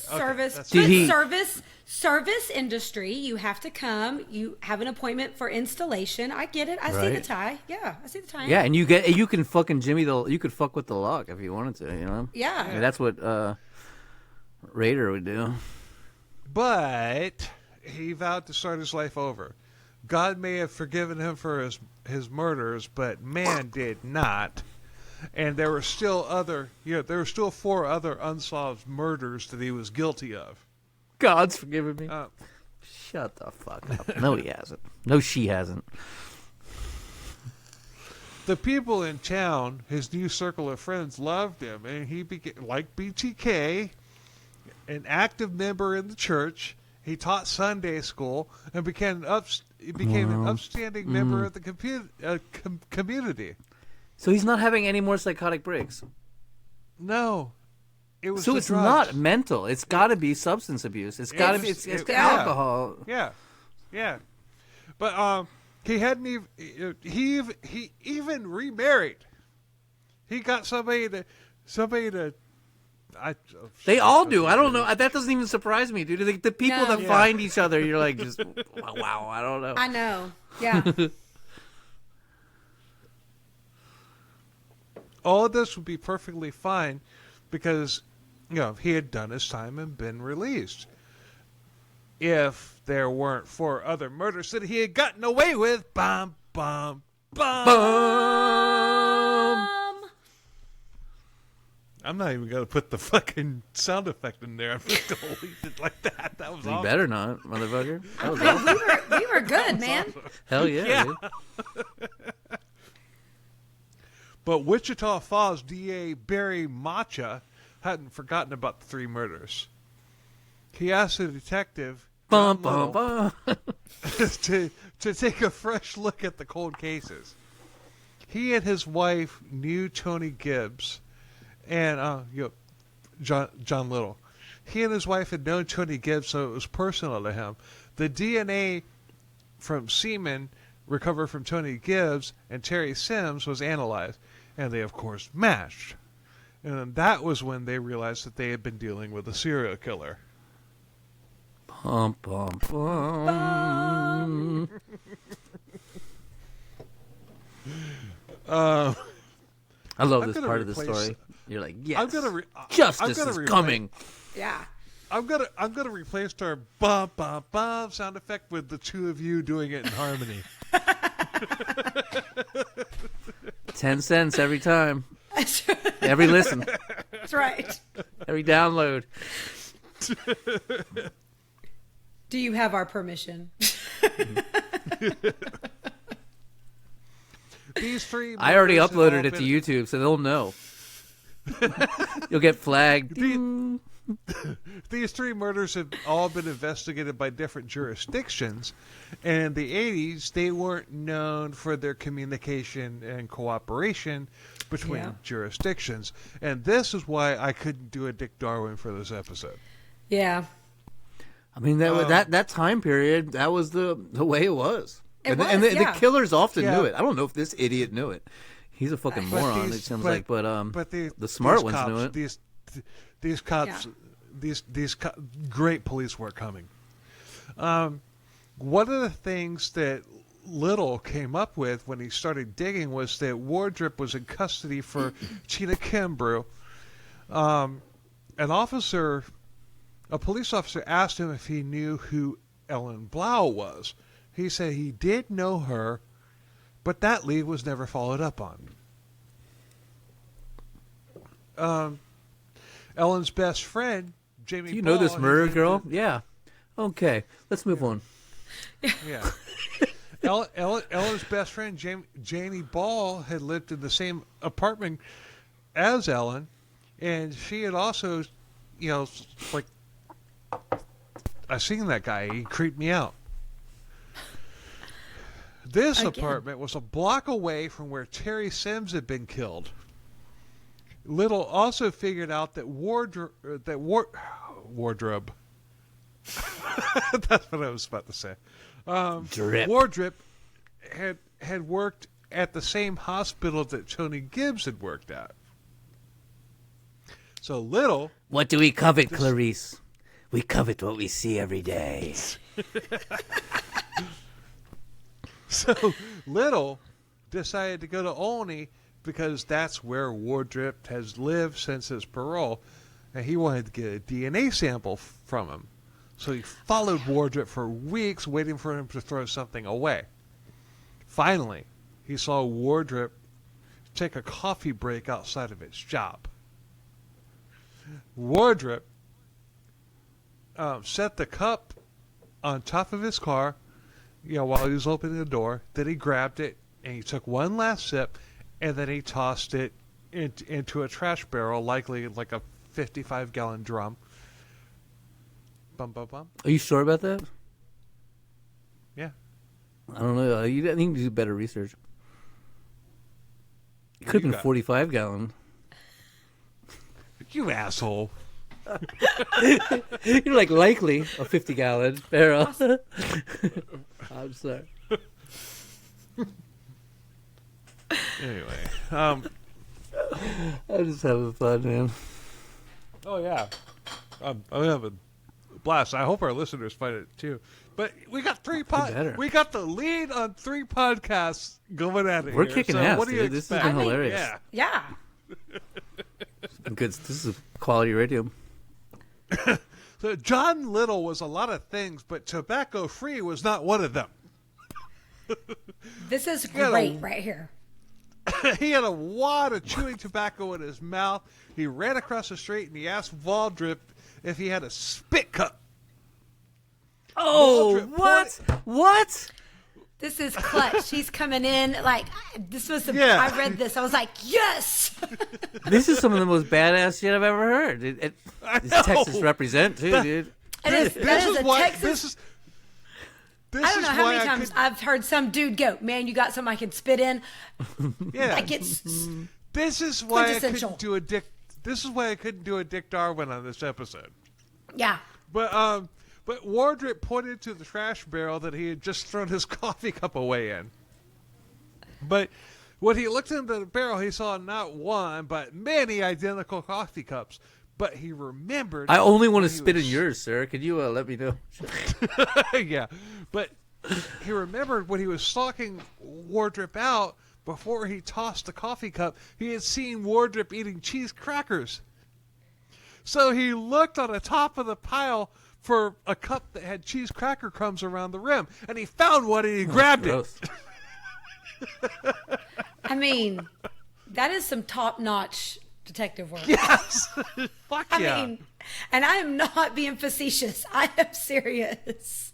No, that's Do incredible. you think that when he knelt down and reached into that can, he was at a point where he couldn't see him, he busted out an actual magnifying glass? It was like, Maybe.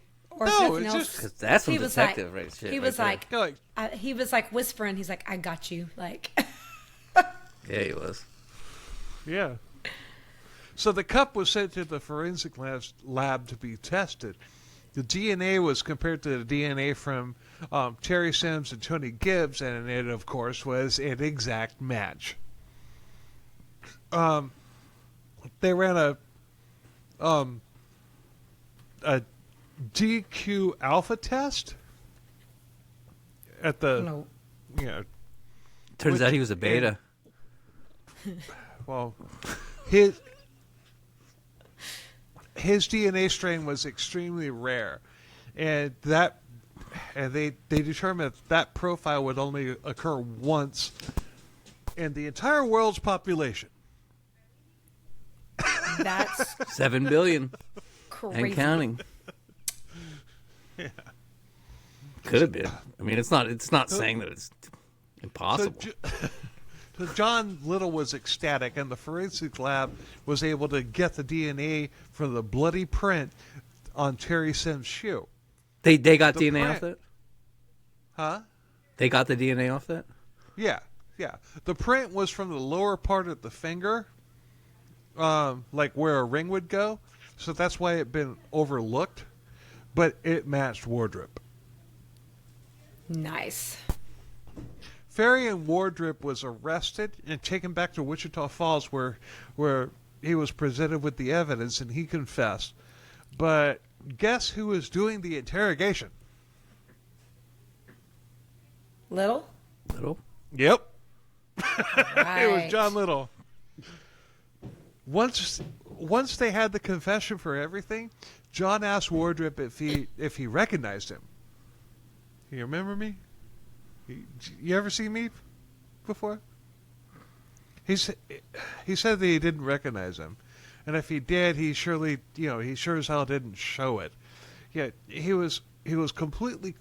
I think he did. I think he did recognize him, but he was completely cold during the confession, and he finally remembered the correct sequence of events in Tina Kimbrough and Terry Sims' murders. So he confessed. That's when, yeah, all he did was confess. But that's when he also told the police about Deborah Taylor in Fort Worth.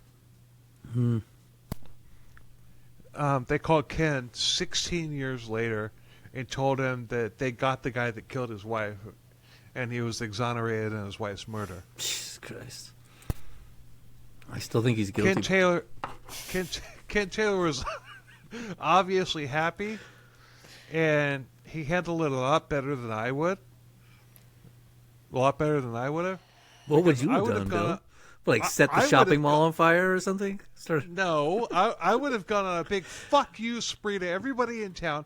I would have sued that former boss of his because it's illegal to trash somebody like that when they call you for a job reference. All they can legally do is verify that you work there and whether you or not you're eligible for rehire. For rehire. That is true. That's a fucking lawsuit.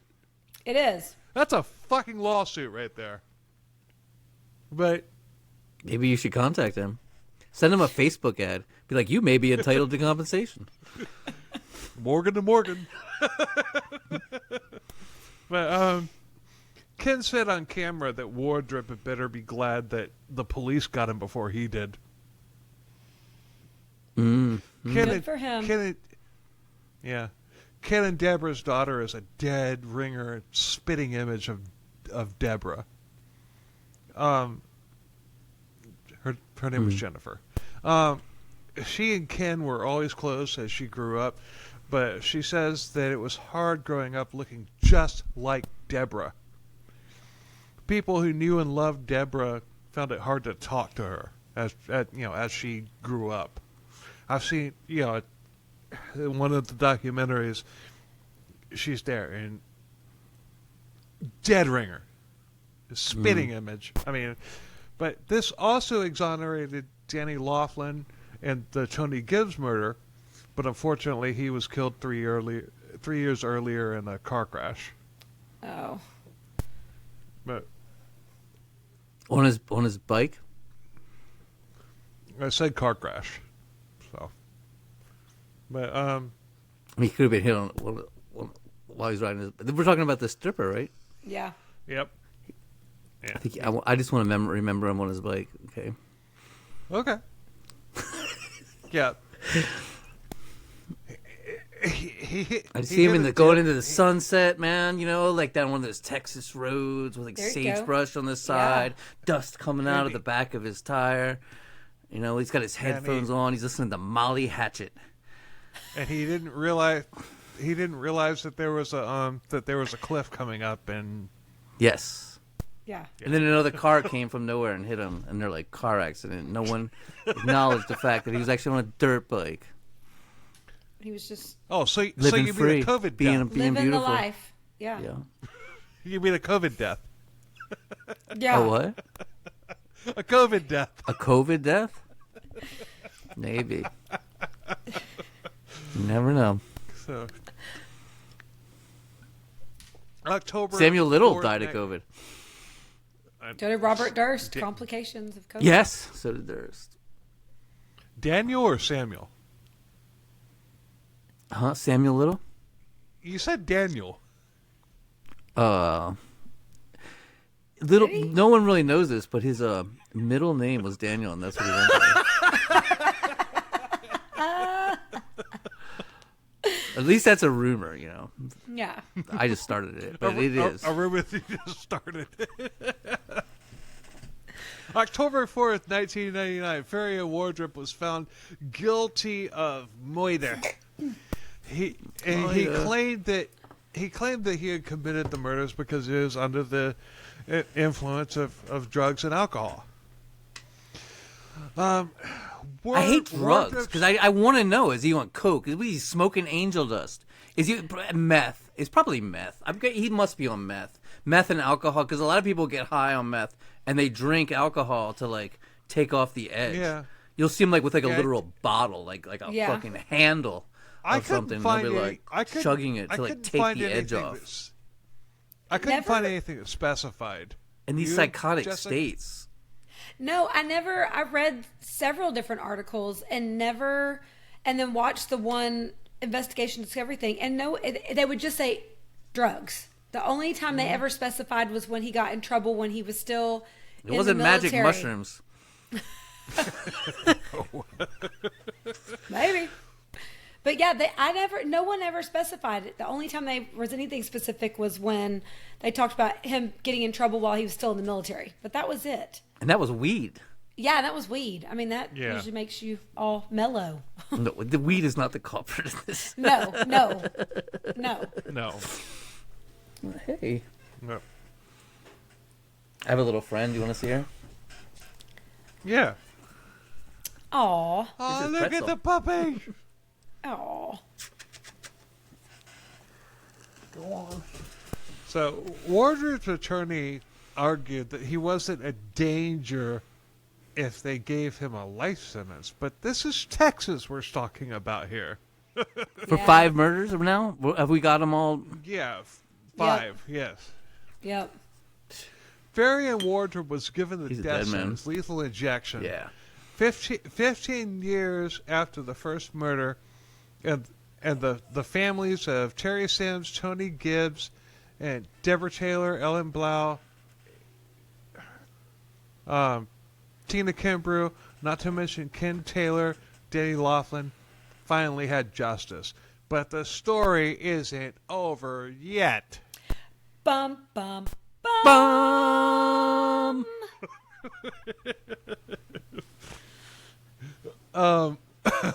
Wardrip said in interviews that he never thought that he was going to get away with it.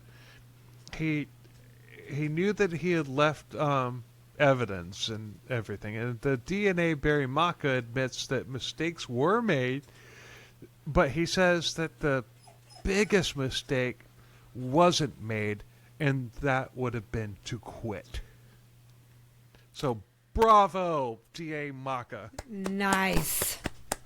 Yeah.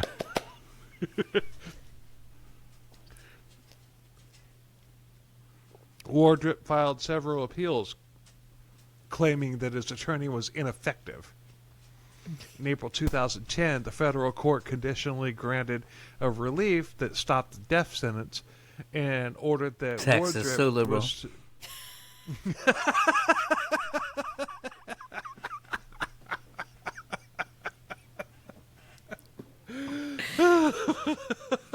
Open-minded.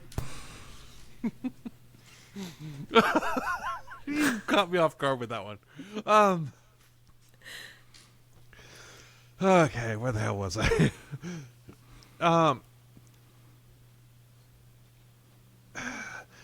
They stopped the death sentence and ordered that Wardrip was to be released if the state didn't start proceedings for a new trial or agree to a life sentence within 180 days. That ruling was reversed by the U.S. Court of Appeals on June 14, 2011. It was sent back to the U.S. District Court for further consideration. In December of 2014, the Texas Court of Criminal Appeals dismissed Wardrip's appeal about inadequate representation. In September 2020, the district court reversed the relief, and the death sentence was reinstated on Wardrip. Wardrip is still on death row at the Polunsky unit near Livingston, Texas. It's a supermax facility. They never killed him? He's still alive? He's still alive. Oh, wow. But that's where all of Texas's death row inmates are. Notable neighbors of Wardrip include Tommy Lynn Sells, which Jessica has covered. Yep. William Reese, who CKCB and Texas True Crime have covered. Yep. And One of the only convicted killers out of the killing fields near Houston. Yeah. yeah. Oh, right. Yeah, yeah. Mm-hmm. And that's one of the craziest cases you'll ever hear, too. Dude. Yeah. Yeah. It's not quite as crazy as this one, but close. Yeah. But you know what? I really do think that Wardrip genuinely was trying to go legit and be a good person. But you know what? You know, I don't know, man. He's a psychopath. after he got released and went to Olney, I really do think that he was trying to just like trying to hope he not didn't- get caught until the opportunity Yeah. presented itself again. The bad thing is that I really do believe that he was trying to chill out and just. You think that's possible? But you know what I think? For a serial killer. He wasn't drinking anymore. He wasn't drinking and doing drugs anymore. But Yeah, I do think it was possible. But he has a slip, and then that's the only thing is if it does seem to be substance triggered. Right. So he has a slip. Is it one time and he's good and he gets himself back straight, or is it going to automatically be some other person is his next victim? That's the bad part. Well, yeah. I mean, know? what happens if he just decides, hey, you know what? Yeah, I mean, hell, I quit drinking for 3 months. I only drink now when I do a podcast, but still, I quit drinking for 3 months. Sorry, ass. but still, but I don't drink every night anymore. That's my point. I only drink when I do a podcast now because I have a podcast called Crimes, Killers, Cults, and Beer. But I'm so glad it's not called Crimes, Killers, Cults, and Angel Dust. It would just be like just so nuts of a show, and then we'd all be like having to do it because we're on the show. Oh, it would not be the same at all. So, but no, I really do think that he was really trying to go legit, not do it anymore because he wasn't doing drugs, he wasn't drinking, or whatever. You know, once he got to Olney after he had been released. But if you're going to commit murder or rape in this day and age, you are going to get caught thanks to DNA, and just with the advances that it's made over the past 25 to 30 years, just imagine the advances that it will make over the next 25 or 30 years. Oh, yeah. Anything you might have gotten away with, will be slim to none. I was thinking about that. What's that guy in Idaho's name? Brian Koberger? Yeah. You know, he was a methodical, planned, sober. Yeah. He stalked them. He had it all worked out to a T, to mathematical precision. Yes. You know what I mean? He was able to come in there, do what he did, get out. You know what I mean? Yeah, he was definitely organized. He got caught. Yes. This guy, he's fucking out of control. He's just like wasted, fucking grabbing people off the fucking street. Like, doesn't even, you know what I mean? And he wasn't caught for all that time. It's amazing. Yeah. And it is. It's like modern technology. Like, they and not just DNA, just like the cameras everywhere, which I'm not, I mean, there's nothing you can do about it. It is what it is. But just as like I'm like kind of an outlaw spirit in me. I'm just like, I don't want to be traced and followed. I'm not into being constantly filmed, but it does help catch killers, man. It's amazing. And it is what it is. You can't put it back. It's like a Pandora's box. Once it's out, it's not like you're going to stop it, but it catches a lot of these guys, man. It does, yeah. It's a blessing and a curse, because I agree. Exactly. I'm a little bit like, I don't want you in my business. Yeah, I agree. But at the same time, then probably if there's like freedom, you know what I mean? Like yeah. You know. But, yeah.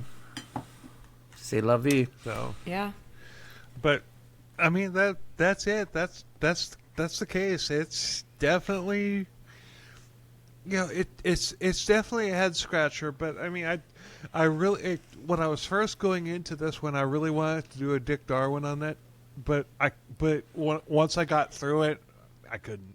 Yeah. I want to know about his fucking family, dude. Did you say they were Catholic? They were Catholic, huh? Like, well, we don't know that. I just said that. I knew I know a family that they are Catholic and they have like 10, Catholics 12 will have a bunch of kids. Yeah. Kids because they're practicing Catholics. They're not, they and they're don't horny. believe in birth. I think a lot of Catholics just aren't horny enough to do that. Every sperm you know is what I sacred. mean? Unlike Mormons or something where they're like made to do it or something. They have to do it. Yeah. So, I don't know if maybe they were. There's that Monty Python routine. They're like, every they have all sperm those is babies because they don't use protection and stuff. And she's like, well, we only have one child and we've only done it that one time. And he's like, yes, honey, but if I wanted to. Yeah. But I don't know. We don't know about his family. I do wish we knew more just to know. Oh my God. Yeah, dude. I got it. I mean, so what year was he born? You say the 50s? 60s? No. Yeah, I think so. I mean, I already closed out my notes, so I can't go back. 10 and look. Kids. Ugh, Jesus Christ. Can you imagine? I don't what know. A nightmare. No, because that would mean you were pregnant 10 years of your life. No, thank you. Yeah, right? I've been pregnant twice, and I don't want to revisit it. Yeah. Like, I've never been pregnant. all the things. Do you know what is so bad? And I'm a lucky person. Like, I wasn't sick. I didn't feel bad. I was so lucky. But it is that whole that, like, you can't, all these rules about things you can't do. And of course, you're not going to do them. You're not going to do them because you don't want to then cause problems for your child.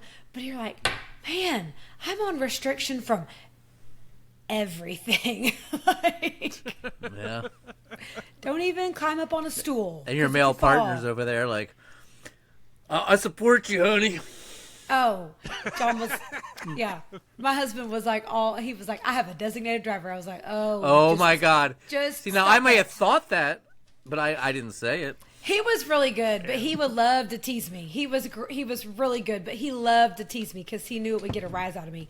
But I was not a nice pregnant lady. I was real grouchy all the time. So, he probably needed a drink. I can't imagine why.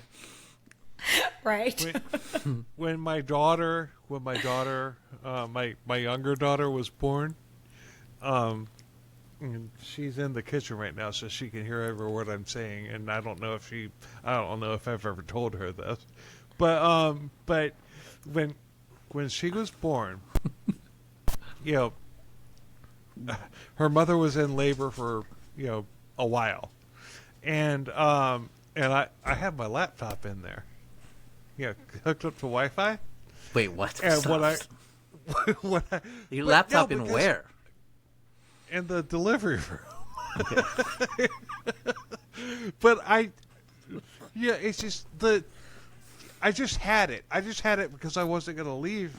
I wasn't gonna leave it there. Right. I wasn't gonna. Okay. So I just had it. But then the doctor started. It's like, okay, you need to step back for a little while, and it was a long labor. So I started getting on freaking Facebook and everything. I'm just and I start narrating the freaking the birth procedure like I was narrating a football game. Live streaming it? No, I wasn't live. I was just like making posts, just like text posts. So it's just like, all right, She's it's just 3 okay, millimeters dilated. This is happening, false start. folks. False start. 10-yard penalty. Oh, wow. And God, that thing, it didn't go viral, but like a lot of people that I didn't know, because somebody. No, that's hot. Shared. I can see that going viral. I mean, it's like it's just No, moving experience. You're like, oh my God, they're having a baby. It's intense. It's an intense thing. But I was like doing it like I was calling a football game. Well, I mean, like, and it is kind of like a sporting event. You're like, and we're off. No, we're not. But I only my son, she was in labor for over 30 hours, and they ended up doing a C-section. He just wasn't budging. My wife was really small, and he was this huge fucking baby, and he just was not coming out, man. We have some friends that the wife was in the same, just like that. And I was like, that's awful. Like, ugh. Yeah. I mean, when I say I was lucky, I was lucky. Fast labors, all under 5 hours. Like I was so lucky. So I don't really have a reason to be grouchy, except that I just didn't like the fact that I couldn't do anything. I got to see a C-section. That was fun though. That's crazy. Well, I was just like, it's just like, it's just the doctor would tell me, okay, you can come back here, but when the doctor told me to fuck off, I fucked off. You're like, well, I'm gonna go do something else. Yeah. Yeah. So I just didn't. like, I just pushed him aside. I was like, it didn't go viral, but it really. I was like, give me the knife. Yeah, I was doing it. I'm gonna cut her open. Here, I'll do this. Let's do this. When my daughter was born, we were watching The Sopranos, and it was at this shootout in the desert, dude. You know what I'm talking about? The main part of The Sopranos. And my wife comes, she's like, my water broke. I'm like, Jesus, hold on, and like, and like then we go to the hospital, man. I'm like, okay, this is serious. Go to the hospital, get in there. There's a flat screen TV on the wall. I'm like, dude, we're gonna put on The Sopranos and see what happens. She's like, you fucking put on The Sopranos. I'm not gonna give birth to The Sopranos. I'm not The Sopranos. I keep saying Sopranos. Breaking Bad.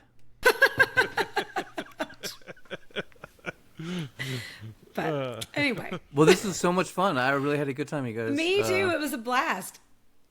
It's a shame that those 5 women died, but besides that. Yes. No, it was. You don't have to say that. We all know that. We all know that. I mean, and you know what? Unfortunately, everyone else is as interested as we are. So, well, I shouldn't say unfortunately, otherwise we wouldn't get to do this. But everyone's as interested as we are. You know what I mean? So. Yeah. Well, I mean, not everyone will be murdered, but everyone will die at some point. True. So, anyway, thanks on that note, hell of a lot for listening. And we all appreciate the hell out of it. And thanks to Texas True Crime Jessica. Just give them a little bit about your podcast. So Texas True Crime is all crimes based in Texas, with every now and then just a little something of spooky thrown in. Mainly just true crime though, and all Texas based. Right. And Matthew, the mighty Murder Coaster. Oi. Hello. Thank you so much for having me on. Appreciate it. It was lots of fun. You want to tell them a little bit about your podcast? Oh, you want to hear about Murder Coaster? Episode. Yes. Murder Coaster podcast. We are 2 horror writers, Krista Carmen and Matthew Brockmeyer, who delve into the carnival freak show aspects of true crime, bringing you the most depraved and insane murders of history and delving into the bizarre aspects of them. It's haunting, it's thrilling, it's tantalizing, it's spine-chilling. Tune in. Murder Coaster podcast. Yeah, and I called them the mighty Murder Coaster because they are mighty. Oh, we are mighty, dude. We're like a train barreling down the tracks. Coming right at ya. Anyway, thanks for listening. And, if you like us, tell a friend. If you hate us, tell an enemy. And Nice. until next week, Good. later. Bye. Bye.